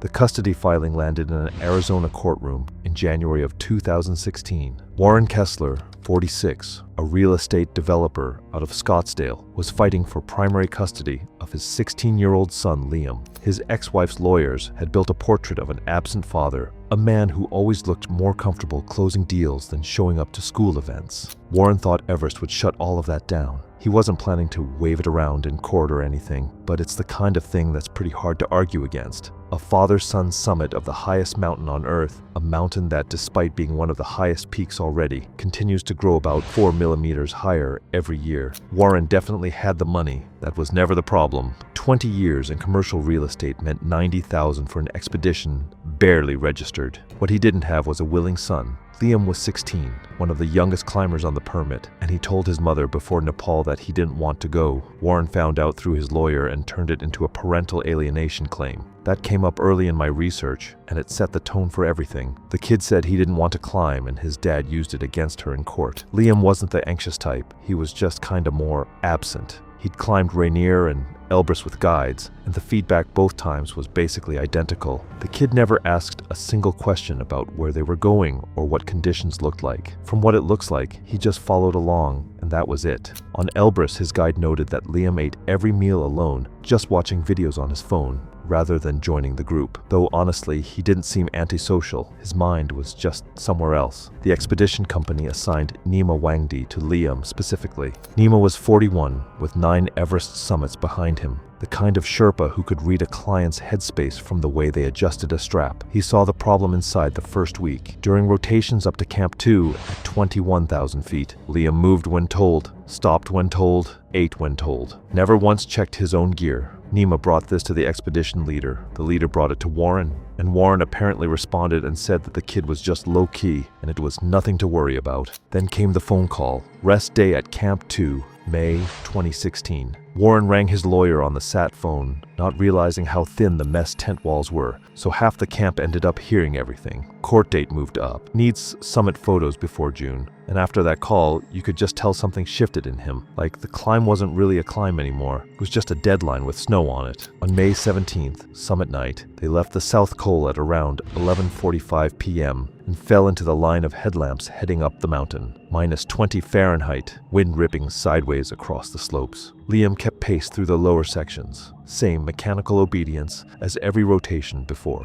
Above the balcony at 27,600 feet, something had definitely switched off. If you didn't know, the balcony is basically a small flat area on the southeast ridge where climbers swap oxygen bottles and take stock of their condition. At that altitude, you're breathing air with roughly a third of the oxygen available at sea level. His pace dropped by half. It wasn't full haste, not yet, but the combination of hypoxia and whatever was happening in his head had thinned his cognition to almost nothing. He was still walking on his own, still clipping in and out, but his eyes were dead flat. You could tell he stopped being present in any way that mattered. Other climbers passing them on the fixed ropes later said it looked like he was sleepwalking. Nima told Warren to turn the team around. Warren refused. When Nima keyed his handset to radio the expedition leader, there was a long pause. The leader asked about Liam's vitals, asked whether he was showing physical symptoms. Warren took the handset and told the leader his son was fine, just tired. The leader told Nima to prioritize the turnaround time and use his judgment if things deteriorated, but stopped short of ordering them down. That's the part of these stories that sits with me the worst. The guide has the training, the experience, the judgment, and the system is built so that none of that matters when the money talks louder. They hit the summit at 11:20 a.m., and Liam was barely even there at that point. Warren spent like 20 minutes taking photos from every angle, holding up some banner his lawyer had apparently suggested, and Nima kept telling him they needed to go down, but Warren just kept messing with the camera, and honestly, that part just frustrated me to no end. The descent fell apart fast. Liam couldn't coordinate his crampons on the down climbing. Every step required Nima to physically position his feet and wait while Liam processed instructions with a delay that stretched longer each time, and other teams passed them going down. Nobody stopped beyond a glance. It isn't out of cruelty, but at that altitude, you don't stop for someone else's problem unless you want to become part of it. Oxygen ran low for both Kesslers. Nima started switching Liam onto his own oxygen supply intermittently, sharing his mask in controlled intervals. Every swap meant pulling mitts off with bare fingers to manage the connection, and each time he exposed his hands, the frostbite risk climbed. Bare skin at -20 Fahrenheit with wind can develop frostbite in under 5 minutes. Nima was doing this repeatedly over the course of hours. 3 people, not enough oxygen for 2, descending at a pace that would put them on the upper mountain after dark. Warren was the first to go down. The signs had been building for a while. Bad coordination, slow responses, none of his decisions making any sense. Basically textbook haste creeping in. By the time they were above the south summit around 28,500 feet, it had gotten bad. He sat down in the snow and that was it, and Liam just stopped right next to him. That part honestly broke me a little because the kid had been operating on his father's commands the whole expedition, and the second those commands stopped, he just shut down too. Not because his body failed, but because no one ever taught him that his own decisions were worth anything. Nima couldn't move both of them. There was just no way at that altitude. He stayed as long as he could until his own oxygen was basically gone, and then had to descend alone. He made it back to Camp 4 after dark, both hands badly frostbitten from having to pull his outer mitts off over and over to manage equipment during those last hours. Neither Warren nor Liam was seen alive again. Their location on the upper mountain was documented, but recovery was deemed too dangerous. They remain on Everest. Nima lost 3 fingers. His career on the high mountains was finished. The custody case was formally dismissed after both were declared deceased. Liam's mother told a reporter months later that she'd spent the whole spring trying to stop it through channels that moved too slowly. It was August 9th, 2015, and the route between Camp 2 and Camp 3 on K2 crossed some of the most avalanche-prone terrain on the mountain. The section between 22,000 and 23,500 feet traversed steep snow slopes where wind-deposited slabs lay over weaker layers, configurations that any avalanche forecaster would have flagged immediately. On K2, that assessment fell to climbers and Sherpas who read the snow through experience, intuition, and respect for what they could not see beneath the surface. Werner Steinbach was 47, an Austrian alpinist from Innsbruck with a resume stretching back 3 decades. He had climbed north faces in the Alps, established new routes in Patagonia, and summited 3 26,000-foot peaks in alpine style. Fast, light, no supplemental oxygen. He was skilled, experienced, and built his identity on doing things differently from commercial climbers he quietly disdained. He viewed fixed ropes as crutches, Sherpa support as a convenience that weakened the experience, and the commercialization of the Karakoram as something that degraded the mountains he had loved since his 20s. I'll say this, of the 5 people in this video, Werner is the only one I'd call a genuinely accomplished climber, and that makes what happened harder to dismiss, because this wasn't ignorance, was pride. He had joined a small independent expedition that shared logistics but climbed independently. His nearest Sherpa contact was Ngawang Tendi, 29, from the Rollwelling Valley, responsible for maintaining fixed ropes between camps. Ngawang was young but had 3 26,000-foot summits and a natural fluency on steep ice. He had been watching Werner's route choices with growing concern. On 2 previous acclimatization rotations, Werner had left the fixed rope route to climb adjacent terrain he considered more direct. Each time he moved through slopes the Sherpas had deliberately avoided due to avalanche risk. Each time, nothing happened, which Werner interpreted as validation and the Sherpas interpreted as luck. That distinction is everything. Same outcome. 2 completely different conclusions about what it meant. I've seen that pattern end one way every single time. On the evening of August 8th, Ngawang approached Werner at Camp 2 and described conditions above. Recent snowfall had deposited fresh slab over an older, weaker layer on the slopes flanking the fixed rope route. The standard path followed a rocky rib that provided natural protection. The couloir Werner had used previously was loaded and dangerous. Ngawang was specific. The couloir should not be entered until the snowpack had stabilized. Werner thanked him and said nothing about his plans. Other climbers noticed him studying the couloir through binoculars that evening. Werner departed Camp 2 at 5:30 a.m. on August 9th. Ngawang was already on the fixed rope route above, ferrying oxygen to Camp 3. At approximately 6:15 a.m., he saw a single figure leave the fixed route at 22,400 feet and traverse toward the couloir. The deliberate, efficient movement identified the climber as Werner. Ngawang radioed base camp. The response was immediate. Someone needed to contact Werner, but Werner was not carrying a radio. He climbed alone, as he preferred, with only the equipment he deemed essential. And this is the detail that still gets to me. He wasn't just ignoring a warning, he had made himself unreachable by design. The philosophy he was proudest of is the same thing that guaranteed no one could stop him. Werner entered the couloir at 6:30 a.m., ascending at a pace reflecting decades of alpine experience. The snow surface appeared firm. Every external sign suggested safe conditions. But the danger lay beneath. Faceted crystals formed during a cold period 2 weeks earlier, buried under 16 inches of wind-packed slab.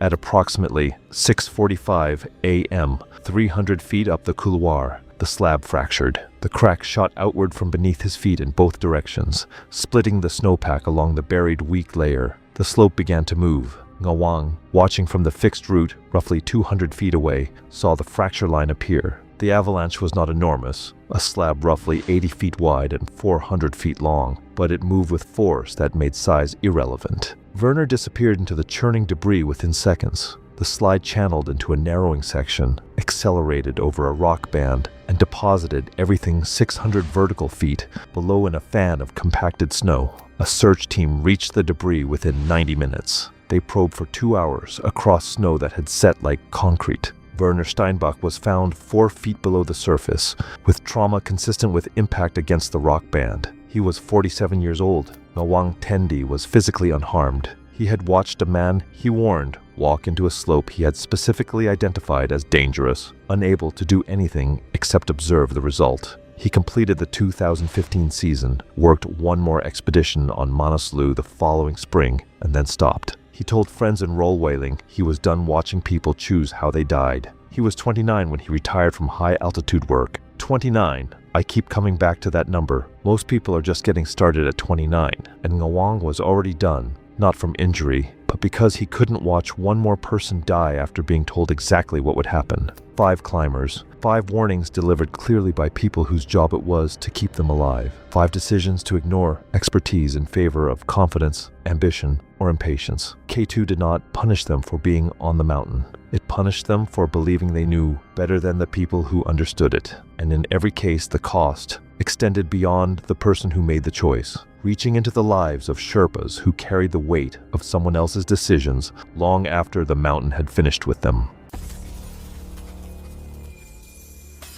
It was April 29th, 2017, and Everest Base Camp sat under a pale afternoon sky at 17,600 feet, the Khumbu Glacier groaning beneath its sprawl of tents and supply caches. Temperatures hovered near freezing in the direct sun but dropped sharply in the shade, where meltwater refroze into slick patches between the rocks. The air smelled of kerosene stoves and instant noodles. Expedition clusters stretched across the moraine in loose neighborhoods, defined by company flags and color-coded duffel bags, each group operating within its own rhythm of preparation, rest, and anxiety. Prayer flags strung between cairns moved in slow arcs, catching wind that carried the distant rumble of Serik's calving somewhere high on the icefall.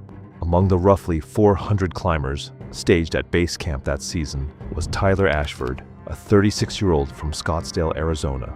Tyler had spent the previous decade building a personal brand around what he called extreme lifestyle optimization, a loosely defined philosophy that combined fitness content, motivational speaking, and curated adventure travel into a social media presence with just under 90,000 followers. His content featured professional-grade photography, drone footage, and captions written in the language of transformation and self-mastery. The aesthetic was polished, the engagement was consistent, the underlying skill set was shallow, and I think that gap between how someone presents and what they can actually do is where most of these stories begin.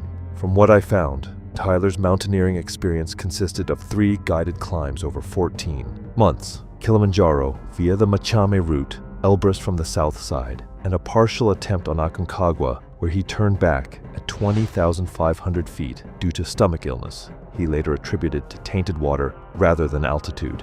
He had no technical ice climbing experience, no crevasse rescue training beyond a 2-hour orientation at base camp, and no understanding of rope systems beyond clipping an ascender onto a fixed line and sliding it upward. What he possessed was money, gym-built fitness, and an unshakable confidence that preparation was mostly mental. From the research I did on this expedition, his application listed skills he had never actually demonstrated on a mountain. He had paid just over $75,000 to join a commercial expedition operated by a mid-tier Kathmandu-based company. The fee covered permits, logistics, Sherpa support, oxygen, and meals from base camp to summit and back. Tyler had negotiated an additional arrangement allowing a lightweight camera, kit, and collapsible tripod, which his expedition leader approved on the condition it would not slow the team or compromise safety. His assigned lead, Sherpa, was Kanchalakpa Bote, a 41-year-old from Pangboj who had summited Everest 9 times across 12 seasons. Kancha was built compact and solid, his face weathered into deep lines by years of ultraviolet exposure and sub-zero wind. He had begun carrying loads to base camp at 17, graduated to high-altitude support by 22, and earned his first summit before 25. He was known within the guiding community for managing difficult clients with a quiet patience that rarely cracked. The kind of Sherpa expedition leaders requested by name because he reduced problems rather than creating them. He supported a wife, 3 children, and his elderly mother with seasonal income that represented the best earning opportunity available in the Khumbu Valley. And honestly, that part sits heavy with me. The expedition's Western lead was Russell Garrick, a 45-year-old British guide with 6 Everest summits who ran a tight operation built on clear protocols and minimal tolerance for ego. Russell had briefed clients thoroughly before departure from Kathmandu. Turnaround times were non-negotiable. Sherpa instructions were to be followed without argument, and personal filming was permitted only when it did not interfere with climbing operations. Tyler had nodded along during the briefing with the attentive expression of someone who intended to follow none of it. Regular viewers of this channel already know that kind of client shows up in almost every disaster I cover. The first friction appeared during the acclimatization rotation through the Khumbu Icefall to Camp 1 at 19,900 feet. The icefall was a shifting labyrinth of ice towers and crevasses requiring navigation across aluminum ladders and fixed ropes through corridors of unstable seracs. Movement followed an unwritten code. Travel, light, move fast, minimize time in the kill zone. The icefall had claimed more Sherpa lives than any other section of the mountain, and the cultural practice was to pass through, quickly and quietly, without unnecessary delay or spectacle. Tyler stopped 4 times during the ascent to set up his camera, twice at ladder crossings. Once beneath a Serac tower, Kancha had specifically urged him to move past quickly, and once at a rest point where he filmed Sherpas carrying client loads through a narrow passage between ice blocks. Kancha explained the concerns at each stop. Tyler responded each time that he understood the risks and would be quick, then took between 3 and 7 minutes per setup. The delays forced Kancha and the support Sherpa to wait in exposed terrain,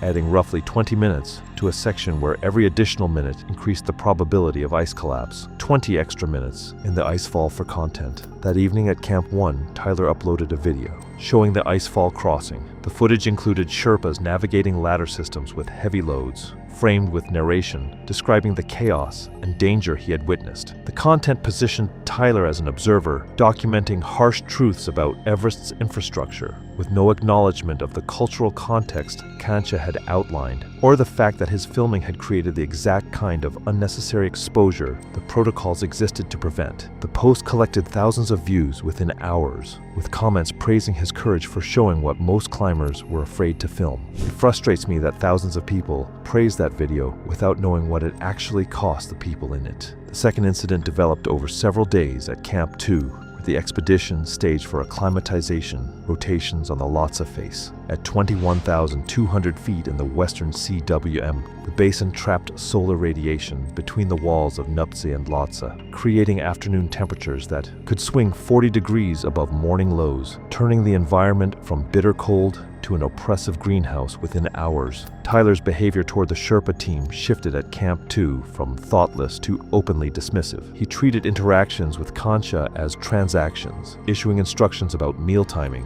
tent organization, and equipment placement without courtesy. On one occasion witnessed by Sherpas from multiple expeditions, Tyler interrupted Kancha mid-sentence during a weather briefing to ask him to charge a battery pack at the solar array. The request was delivered without eye contact, carrying the tone of someone addressing a task rather than a person. Kancha completed the request without comment, but the interaction circulated through the Sherpa network within the day. Stay with me here, because this pattern is building towards something. Tyler referred to Kancha and the team exclusively as my guys or the support crew in conversations with other Western climbers, never using individual names despite weeks in close quarters. When other clients shared details about their Sherpa teams, names, hometowns, families, Tyler contributed nothing, steering conversations back to his own preparation and mental state. The omission was noted not because it was unusual among certain client types, but because Tyler simultaneously documented every aspect of his expedition for public consumption, creating a detailed narrative that systematically excluded the people doing the most dangerous work. And honestly, that contradiction is what got to me most when I was putting this together. The third incident reached the Sherpa community through a client on another expedition, followed Tyler's account. During the second acclimatization rotation, Tyler had climbed to Camp 3 at 23,500 feet on the Lhotse face, 7 hours of front pointing up steep blue ice on fixed ropes. Upon returning to Camp 2, he posted a photo of himself on the face with a caption detailing the technical difficulty and describing adjustments he had made to anchor placements after noticing what he characterized as rushed rigging. The claim was fabricated. Tyler had not adjusted, tested, or touched any anchor on the Lhotse face. The fixed ropes had been installed over 2 weeks by dedicated Sherpa teams, men who spent 8 to 10 hours per day at extreme altitude drilling ice screws, hauling rope coils, and testing each placement under load. Tyler had clipped onto their ropes and ascended them. That was the extent of his interaction with the infrastructure. I genuinely had to read that post twice. He didn't just ignore their work. He put his name on it. The post was screenshotted and shared through a WhatsApp group used by Sherpa teams across multiple expeditions for logistics coordination. The reaction was immediate. Tyler had not merely failed to credit the rope-fixing teams. He had claimed their work as his own, presenting himself to tens of thousands of followers as someone with the technical competence to evaluate and improve professional anchor systems. To the Sherpas who had built those systems, the lie was not simply disrespect, it was erasure of their most dangerous labor, reduced to a backdrop for someone else's personal narrative. Believe me, what comes next matched that anger. The confrontation occurred on the morning of May 14th. The summit window was approaching. Weather models predicted a high-pressure system within 72 hours, and the tension across the mountain had shifted from preparation to execution. Teams were finalizing oxygen caches, confirming rotation schedules, and making the dozens of small decisions that would determine who reached the summit and who turned back. Word of Tyler's post had been circulating. For 3 days, the Sherpa community on Everest operated as an interconnected network where information moved quickly and reputations were tracked across seasons and companies. Within that network, Tyler had become a focal point, not for a single dramatic act, but for an accumulated pattern of behavior that the fabricated rope claim crystallized into something demanding a collective response. It began around 9 in the morning. Sherpas started descending from higher positions on the Lhotse face and arriving from other expedition clusters at Camp 2. They gathered in an open area near the center of camp, speaking in Nepali with focused intensity that drew attention from Western climbers and guides. By 10 o'clock, more than 50 had assembled. By 10:30, the number exceeded 70. Several expedition leaders approached to ask what was happening and were told firmly that the matter concerned the Sherpa community and the American climber, and that outside involvement was not wanted. In an article I found covering that season, a guide from a different expedition described this gathering as something completely without precedent in his career. Kancha arrived at Tyler's tent before 11. His expression carried the controlled weight of someone delivering a message he had not chosen, but would not soften. He told Tyler the community needed to speak with him about the rope-fixing post. Tyler responded that he was resting and would deal with it later. Kancha repeated that the situation was serious and delay would make it worse. Tyler told him to handle it and closed the vestibule. The group moved toward Tyler's tent within minutes. They formed a broad circle at roughly 30 feet, a perimeter that effectively cut his tent off from the rest of camp. Men stood with arms crossed or ice axes held at their sides, not raised, not threatening in isolation, but communicating collective readiness in a way that required no translation. The Western CWM had entered its midday greenhouse phase, sunlight bouncing between ice walls and pushing air temperatures above freezing. But the atmosphere inside the circle carried a cold that had nothing to do with weather. Melissa Pratt, a Canadian guide, staged with another expedition roughly 60 yards away, later described the scene as the most controlled display of anger she had witnessed in 9 Everest seasons. The Sherpas were not shouting. They were standing in organized silence, waiting. The absence of noise was more unsettling than any confrontation she had seen on the mountain, and truthfully, just imagining that gives me the chills. Tyler emerged at approximately 11:15, visibly confused by the number of people surrounding him. The response came from multiple directions, delivered in English. He had lied about the rope work. He had stolen credit for their labor. He had disrespected the community for weeks. They wanted a public acknowledgement and apology. Tyler made things worse. He stated the post had been misunderstood. He had only checked some anchors for his own safety. When several Sherpas read the exact caption from their phones, he shifted to arguing that social media was personal expression, not subject to anyone's approval.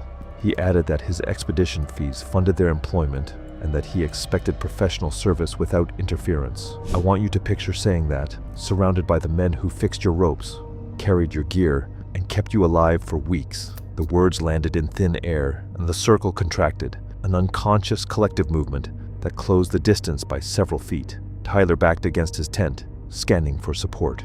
Western guides stood at the perimeter but did not move closer. Their calculation was pragmatic. Tyler had manufactured this situation, and intervening risked damaging relationships with Sherpa, teams they depended on for future operations. What happened next lasted less than 2 minutes. Tyler attempted to retreat into his tent. Several Sherpas blocked the entrance. Tyler shoved one man backward. Hands seized his jacket. He was pulled toward the center of the circle. He shouted names of Western climbers. Nobody moved. Tyler was struck in the face and torso multiple times. He dropped to his knees on the ice. When he tried to stand, a kick connected with his ribs and he went down again. Blood appeared from a gash above his left eyebrow. His jacket ripped at the shoulder seam, then it stopped, abruptly, as if a signal had passed through the group that only they could hear. The Sherpas reformed the circle. Tyler remained on his knees, gasping in rapid, shallow breaths that produced a thin, whistling sound. His face was swelling along the left side. At 21,200 feet, where oxygen saturation was already critically compromised, the combination of physical trauma, adrenaline, and stress had pushed his system into acute distress. His hands trembled against the ice, and regular viewers of my channels would already know what this was pointing to.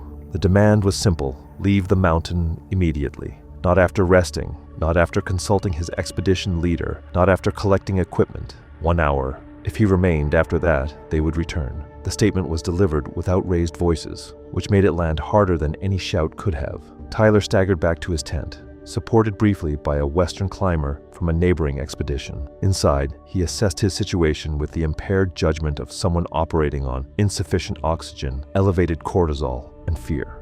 His face was damaged, but functional. The cut above his eye had clotted into a dark crust. His ribs ached, but allowed full breaths. His hands would not stop shaking. He made the decision that determined everything that followed. Rather than descending with support, rather than waiting for Russell to negotiate an organized departure, rather than requesting a companion for the route through the Western CWM, Tyler chose to leave immediately and alone. The choice was driven by hypoxia, adrenaline, and the primal logic of flight that altitude strips of all nuance. Lower felt safer. Distance felt like protection. Speed felt like survival. And I think that instinct to just run is exactly the kind of decision altitude makes for you before your brain can catch up. He packed a day pack with a water bottle, energy bars, his phone, a down jacket, and his wallet. He left behind his sleeping bag, stove, supplemental oxygen, radio, an emergency beacon, items that represented the infrastructure of survival at altitude, abandoned in a calculus that prioritized immediate escape over sustained safety. At noon, he started down the Western CWM toward Camp 1. The route covered roughly 2.5 miles across the upper Khumbu Glacier,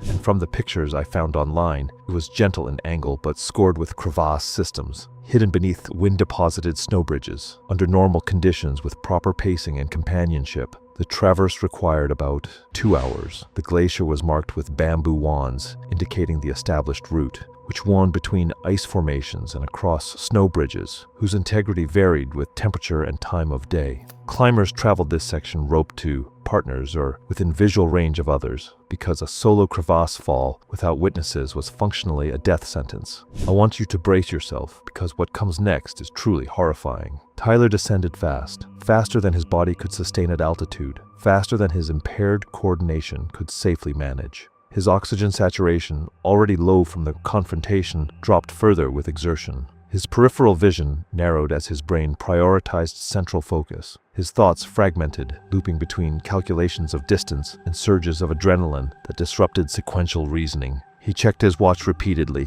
fixating on elapsed time as a proxy for safety. At approximately 12:35, roughly a mile below Camp 2, the afternoon sun had been working on the snow surface for hours. Temperatures in the Western CWM had climbed into the mid-20s Fahrenheit, softening the frozen bridges that spanned crevasses across the glacier. Tyler stepped onto a snow bridge that held the appearance of solid ground, white, unmarked, indistinguishable from the terrain on either side. It collapsed without warning. One step, he was walking on a surface that looked no different from any other. The next step, the surface simply ceased to exist beneath him. He fell 26 feet before his body wedged between narrowing walls of blue-green ice. The impact fractured his left femur mid-shaft and cracked 2 vertebrae in his lower back. His head struck the crevasse wall, opening a deep laceration and producing brief unconsciousness. When awareness returned, he was pinned, torso jammed between ice walls, legs dangling, the broken femur producing waves of pain with any movement. Above him, bright sky showed through the ragged hole,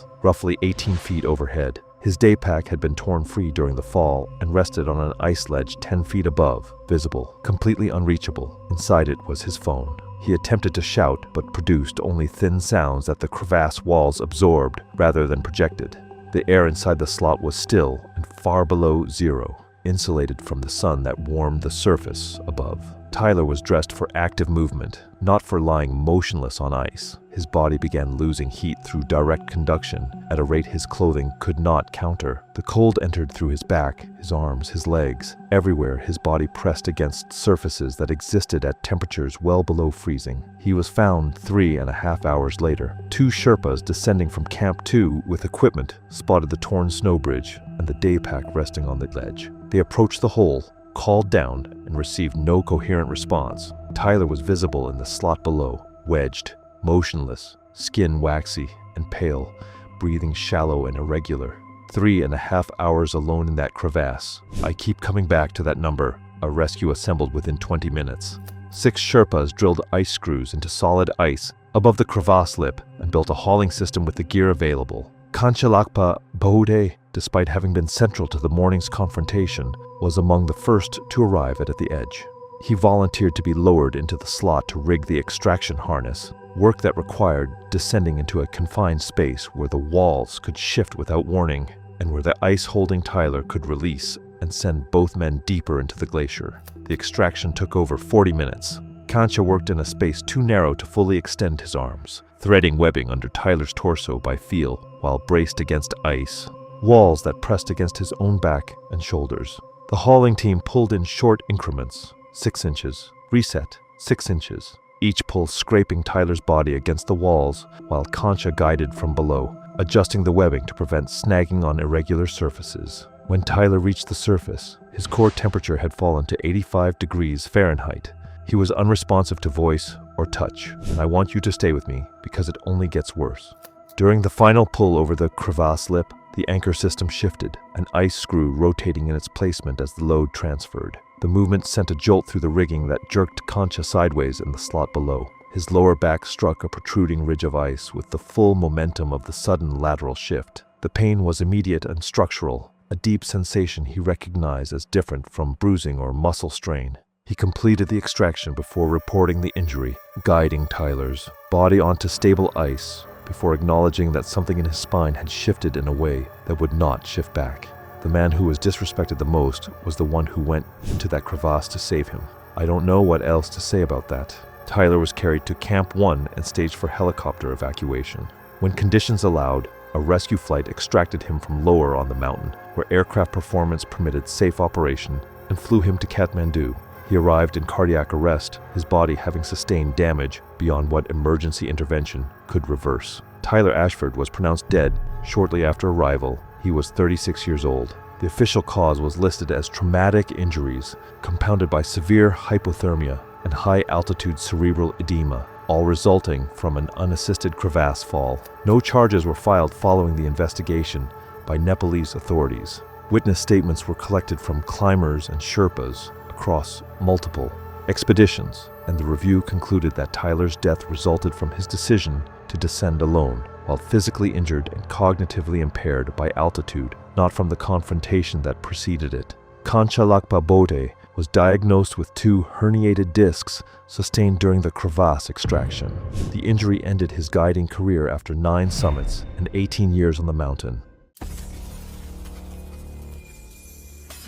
It was April 19, 2017, and the air at Everest Base Camp carried the metallic edge of snow that had melted and refrozen overnight. The temperature sat around 24 degrees Fahrenheit, with gusts pushing through the Khumbu Glacier, strong enough to rattle tent poles and send loose equipment skidding across ice. Prayer flags strung between expedition clusters snapped in bursts, their frayed edges worn thin by seasons of wind and ultraviolet light. The camp was deep into its rhythm. Teams had been on the mountain for weeks, and the icefall doctors had established and maintained the route through the Khumbu since early April. Lauren Shale arrived 3 weeks late. She was 41 years old, a corporate consultant from Denver who had rebranded herself as an adventure athlete after guided trips up Kilimanjaro and a partial ascent of Elbrus. 2 expedition companies had rejected her Everest application for insufficient experience. A third, a budget operator in Kathmandu with a reputation for flexibility, declined at first but reversed the decision after Lauren wired an additional payment to the owner's personal account. The operator reassigned an unused permit from a canceled client, and had added Lauren to the roster mid-season. The field team was never told. When Lauren showed up at base camp, the expedition leader didn't recognize her. The client manifest listed 7 climbers. Lauren made 8. She produced paperwork showing the Kathmandu office had added her, and a phone call to the operator produced vague confirmation. The money had already been accepted. Lakpa Rangdu, the expedition's lead Sherpa, 36 years old with 9 Everest summits, saw the problem right away. Oxygen allocations, tent assignments, food rations, and Sherpa pairings had all been calculated for 7. Adding an 8th without adjustments meant someone would come up short when it mattered. That's what gets me every time with these stories. The guy with 9 summits flags the problem on day 1, and the answer is basically, figure it out. The first acclimatization rotation through the Khumbu icefall exposed Lauren completely. She clipped her ascender backward twice. She froze on a ladder crossing until a line of climbers stacked up behind her. Her crampon technique alternated between flat footing, where she should have been front pointing, and dragging her feet in ways that snagged the rope. Lakpa corrected her patiently at first, then firmly, then with visible concern. Other clients on the rotation started requesting different group assignments. Nobody wanted to be roped to someone who couldn't keep pace, and the resentment was building quietly across the team. When Lakpa brought it to the expedition leader, Lauren was standing right there and jumped in, insisting her performance was normal for a first rotation. She name-dropped routes in Patagonia and a winter Denali attempt. A client who had actually climbed the Patagonian route later told the guide team that Lauren's descriptions didn't match the terrain. And look, I've seen climbers stretch their resumes before. Everyone adds a little polish. But making up entire routes you've never set foot on while standing next to people who have, that's a different level. The second rotation to Camp 2 at 21,000 feet confirmed everything. Lauren stumbled on flat glacier terrain, burned through water at twice the rate of other clients, and needed rest stops that pushed the group 2 hours behind. The third rotation reached only 22,800 feet, well short of Camp 3 at 23,500. Lauren couldn't hold front point technique on steep ice. Lakpa had to physically guide her boots into placements. They turned back. Lauren had never acclimatized above 23,000 feet. When the summit window opened, the expedition leader barred Lauren from the push. Her response was controlled, but threatening. She would contact the Kathmandu operator, have the guide replaced, and pursue legal action for services not rendered. She appeared to accept the decision. She did not. Lauren tagged along with another team's rope line during the afternoon, pushed to the South Col. In the crowding and wind, Sherpas assumed she belonged to a neighboring expedition. That night, Lakpa found her on the fixed ropes at 27,000 feet, climbing alone in the dark with no Sherpa assigned. Base camp radioed to turn her around, but pulling someone off a fixed rope who won't cooperate at that altitude risks both lives. Lauren refused to go down. They found her body the following afternoon at around 27,800 feet, seated against a rock band above the balcony. Her oxygen mask hung around her neck. Her hands were bare. Her eyes were open. She had never acclimatized above 23,000 feet, and cerebral edema had done what it always does to unprepared bodies. She was 41 years old. The bare hands are the detail I keep coming back to. Severe haste destroys judgment so completely that climbers stop protecting themselves from the cold. The brain can't process danger anymore. She was freezing to death and didn't have the awareness left to care. The Kathmandu operator faced investigation. 2 legitimate clients on the expedition failed to summit because Lauren's presence had thrown off the rotation schedule and squeezed their acclimatization windows. It was May 22nd, 2017. Everest's southeast ridge, above 26,000 feet, began under clear, stable conditions, with temperatures near minus 30 degrees Fahrenheit. Within hours, a fast-moving weather system moved in, dropping visibility to near zero and erasing the fixed route, turning navigation into immediate survival. Raymond Okafor, 47, arrived on Everest as an inexperienced climber from Portland, Oregon. He didn't have any real mountaineering background and was stepping into one of the most technical and extreme environments in the world without having built prior climbing experience. His preparation was structured, but it didn't come from time spent in progressively harder mountain terrain or situations where he had to make decisions on his own. Feels like he was trying to learn the hard part while already inside it. Everything he'd learned still felt new once he got on Everest. Even basic tools like the GPS weren't familiar to him beyond seeing them shown once. He'd never had to use them in bad visibility or under pressure, when quick decisions actually matter. He began his summit push from Camp 4 at 26,300 feet with his Sherpa guide, moving steadily through the night. Early progress was controlled and on schedule. By the time they reached the balcony at 27,600 feet, the ascent was proceeding as planned, with nothing indicating immediate risk. At roughly 28,100 feet, the situation began to change. The team was forced into a turnaround below the south summit as conditions tightened and the weather window closed earlier than expected. The descent began just as the environment deteriorated. Within less than half an hour, cloud cover rolled in and visibility dropped to under 60 feet. Wind increased sharply and the ridge lost all identifiable reference points. At approximately 26,800 feet, Raymond was instructed to continue descending alone along the fixed rope toward Camp 4, while assistance was diverted to another climber in distress nearby. The expectation was that he would remain en route until support rejoined him. He entered the whiteout alone. Being told to keep going in those conditions sounds simple, but it really isn't. For several hundred feet, Raymond followed the fixed line correctly. At around 26,600 feet, the rope ended at a standard anchor point, with the next section beginning a short distance away across an open slope. In clear conditions, this transition was simple. In whiteout conditions, there were no visible markers, no contrast, and no sense of direction. Raymond stepped in the wrong direction. He moved sideways across the slope, but the ground soon tilted too steeply and stopped him. The fixed ropes had disappeared into the storm, and everything around him looked the same under blowing snow. With no clear point of reference left, he sat down and tried to radio for help, but the wind tore his transmission apart before it could get through. He then reached for his GPS device, hoping it would provide direction. It displayed coordinates correctly, but he had never been trained to interpret or translate them into a usable route in terrain like this. It confirmed where he was, not how to return. He remained stationary.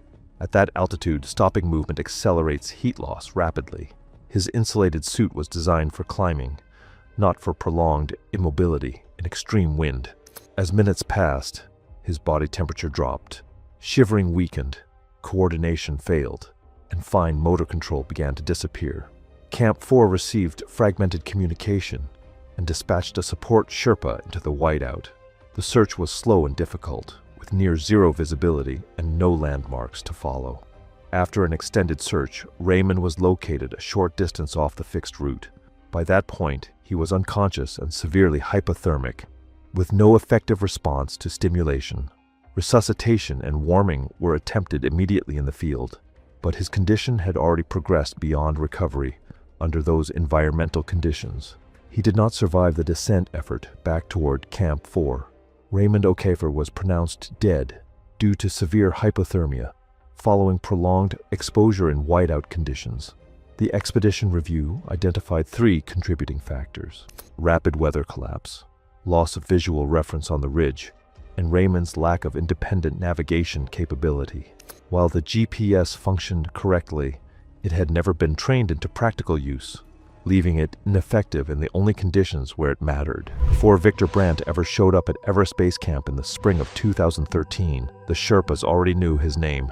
3 years earlier, on Manaslu, Victor had blown past his turnaround time and kept climbing. Manaslu is the 8th highest mountain in the world at 26,781 feet, and at the time, it had a fatality rate that made even experienced Himalayan climbers cautious. His Sherpa guide went with him, because that's what the job required. The late descent cost that Sherpa 2 toes and his ability to ever work at altitude again. Frustratingly though, in a later interview, Victor called it an unfortunate situation that comes with the territory of the work he was in. Never named the Sherpa, never paid the medical bills. What got to me wasn't the negligence though, it was how he told the story publicly and narrated another man's career ending like it was nothing. You can't blame that on altitude. That's just who he was. The story was already spreading like wildfire through Sherpa groups and base camp conversations. By the time Victor arrived at Everest with his 18-year-old son Henrik, every Sherpa on the mountain knew what he was. Henrik didn't know any of it. He was athletic, trained hard for a year, eager to make his father proud. He'd never been above 20,000 feet. During the approach trek, Other climbers noticed Henrik would always wait for the porters to pass before continuing on narrow trail sections, stepping aside and nodding as they went by. Small thing, but it stood out because his father never did.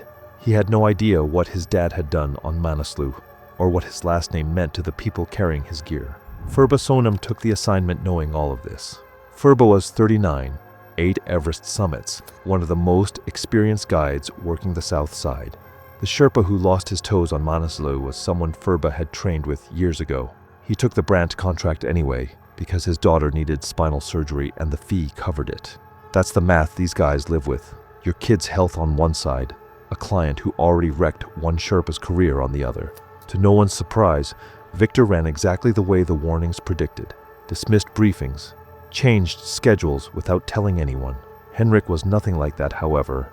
He was pretty polite, genuinely curious, always asking Furba real questions about the mountain and actually listening when he answered. Furba started caring about this kid more than the job required. Summit push, May 19th. Leader called turnaround at 1 p.m. At 12:45, Victor was about 200 feet below the top and he heard the call and just completely ignored it. Told Furba it was 20 more minutes to the summit. Furba said they needed to descend and Victor just didn't respond, didn't even look at him, just kept moving. Henrik followed behind him, and you might think why, but that's just because that's what kids do when their father keeps walking without looking back. They hit the summit at 1:35 p.m. and only stayed a few minutes. But at that point, it doesn't really matter because every minute past turnaround up there is oxygen you're burning, daylight you're losing, and body heat that's just not coming back. On the traverse above the south summit, Henrik slipped on some mixed rock and ice. It was a short fall, maybe 8 feet, but the rope between him and Victor yanked Victor sideways, and Furba below them on the fixed line ended up absorbing the full weight of both of them. The force just completely destroyed his shoulder, partial dislocation, nerve damage, grip strength on that whole side completely gone. After that, there's just no turning back from an injury like this, especially in this line of work. 1 good arm, 2 clients, fading light. The one thing working in their favor was that Henrik had decent footwork from his training, solid enough that verbal coaching could bridge the gap. Furba talked him down through the hard sections, calling out foot placements from memory. Victor, rattled by the fall and finally willing to listen, descended on his own but slowly. Too slowly. Dark caught them above the South Col. Henrik made it to Camp 4 after nightfall with Furba's voice guiding him the last stretch. Victor was behind them, alone on the final section. He collapsed about 300 feet above the tents. You could see the lights from where he fell. 300 feet is nothing at sea level, but at 26,000 feet. In the dark, with nothing left in the tank, 300 feet is the distance between being alive and being a story someone tells on a channel like this one. Victor Brandt died overnight, close enough to safety that it almost doesn't make sense. Henrik found out about Manaslu later, reading through climbing forums. He never talked about his father publicly after that. Furba's shoulder never came back right. The nerve damage was permanent. 2 expeditions connected to the same man. 2 careers ended. His daughter got the surgery, paid for through the expedition company's insurance. 5 fathers and 5 totally different reasons for being up there. A custody battle, a rivalry, a birthday promise, a dead wife's last wish, and a guy who just kept making the same mistake, and not one of them turned around when they had the chance. Every one of them had someone telling them to stop, and every one of them chose the summit over the person standing next to them. I've honestly spent a long time with these stories at this point, so I can say for certain that every single one of these fathers would have said they did it for their kid. And every single time, when the mountain forced a choice, the kid lost. It was August 2nd, 2014, and Camp 3 on K2 sat at roughly 24,000 feet, anchored to a steep snow slope where the mountain briefly relented before rearing toward the shoulder. The tents were pitched on platforms chopped into hardpack, and the air was thin enough that experienced climbers paused between sentences to breathe. Elliot Marsh was 28, a freelance photographer from Bristol who had built a modest following documenting adventure sports. His mountaineering experience consisted of Mont Blanc, a guided island peak ascent, and an abandoned Denali attempt. K2 was a leap his experience did not justify, and several people had told him so. He had secured a spot with a Pakistani operator whose screening prioritized payment over qualification. When I came across the details of his application and matched it against what K2 actually demands, I genuinely could not understand how anyone signed off on it. His assigned Sherpa was Kancha Nuru, 33, from near Lukla, with 4 26,000-foot summits, including Kangchenjunga. Kancha was reserved, the kind of guide who watched more than he spoke, and formed assessments through observation. Within a week, he had identified Elliot as the weakest climber in the expedition, not in fitness, but in altitude tolerance. The signs appeared early. During the second acclimatization rotation at Camp 2, Elliot developed a persistent headache he attributed to dehydration. Kancha noted it. The headache persisted overnight, accompanied by nausea that Elliot dismissed as normal adjustment. At base camp, the symptoms resolved and Elliot's confidence rebounded. Kancha remained uncertain. The summit push began July 31st. The climb to Camp 2 went smoothly, but on the ascent to Camp 3, the headache returned within 2 hours. Elliot treated it with ibuprofen and mentioned it to Kancha as minor discomfort. Kancha asked directly about nausea, dizziness, and visual disturbance. Elliot denied all three. And this is the part that frustrated me most putting this together. A Sherpa with 4 26,000-foot summits is asking the exact right diagnostic questions, and the client looks him in the face and lies.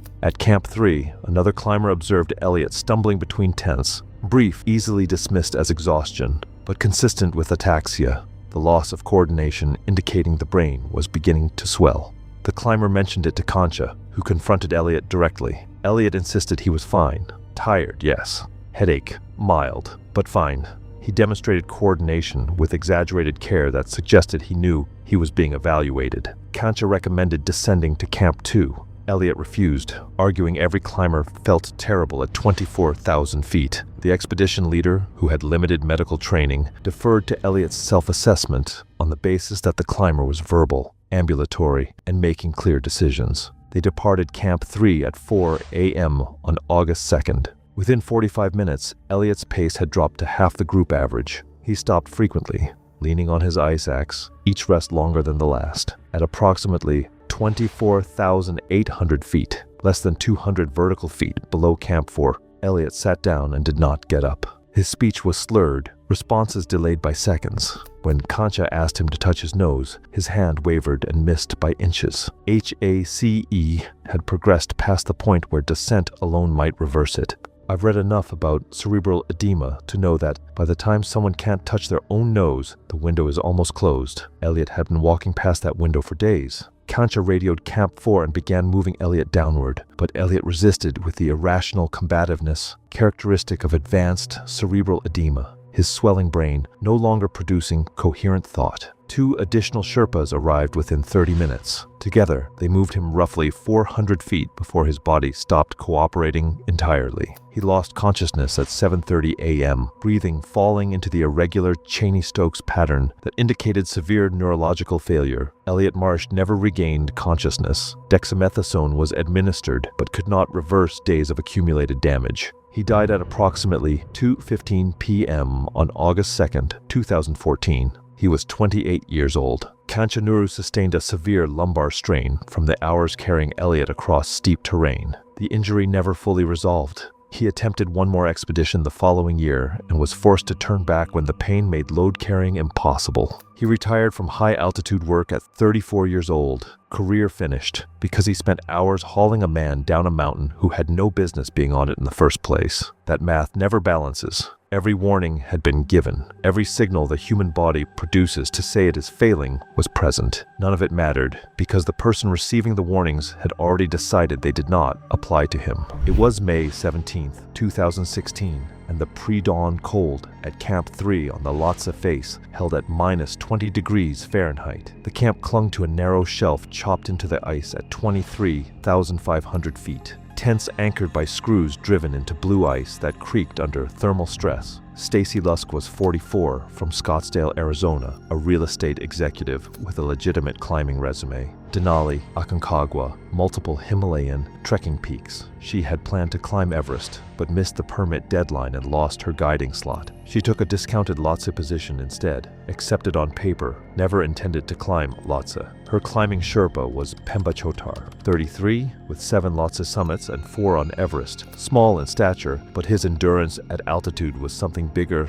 climbers couldn't match. Throughout the expedition, Stacy kept asking detailed questions about the Everest route, where it split from Lhotse, how the ropes were set up above Camp 3, what the traverse across the yellow band looked like. Pemba figured she was just curious. Other Sherpas later called it reconnaissance. I'll be real, when I was putting this story together, the reconnaissance part caught me off guard. This wasn't impulsive. She spent weeks gathering intel on a route she was never supposed to be on. On summit push morning, team climbed above Camp 3 in the dark, at around 24,500 feet, where the Lhotse route continued straight, while the Everest route cut left toward the Geneva Spur. Stacy unclipped from the Lhotse line and clipped onto the Everest traverse rope. Pemba called out right away. She waved him off and kept moving. He followed and told her straight. Her permit was for Lhotse. She had no oxygen cached on the Everest route. No Sherpa support above this point. She'd be arrested on descent. Stacy told him the permit system was a money grab, and she was already past the point of turning back. She called it a money grab. I need you to sit with that. The permit system exists because people die on this mountain every single year, and the woman calling it a scam is about to prove exactly why it exists. Pemba radioed base camp. Every response said the same thing: get her off the route. He blocked the fixed rope at the yellow band and laid out the math. Her oxygen was calculated for a Lhotse summit, not the extra hours Everest would take. Without supply cached above, she'd run out. Stacy pushed past him. Pemba refused to follow. He unclipped from the Everest rope and went back down to the Lhotse line. Stacy was alone on the Everest route, above 25,000 feet. She made it to around 26,200 feet on the Geneva Spur before the oxygen math became undeniable. She turned around, but she'd been above 24,500 feet for hours longer than planned, exhausted, hypoxic, moving through terrain she'd never seen before. On the traverse back, she missed a clip-in point on an exposed section of rope. She tumbled several hundred feet, down the face before coming to rest against broken ice. A Sherpa team found her the next morning. Pemba Chotar was questioned by authorities for 2 days. His answers never changed. He warned her, blocked her, radioed for support, and refused to enable the decision. He was cleared, but other Sherpas said he was quieter after that season. 2 days of questioning for a man who did everything right. That part genuinely made me angry. He warned her, he blocked the rope, he called it in, and he still had to sit in a room and justify himself.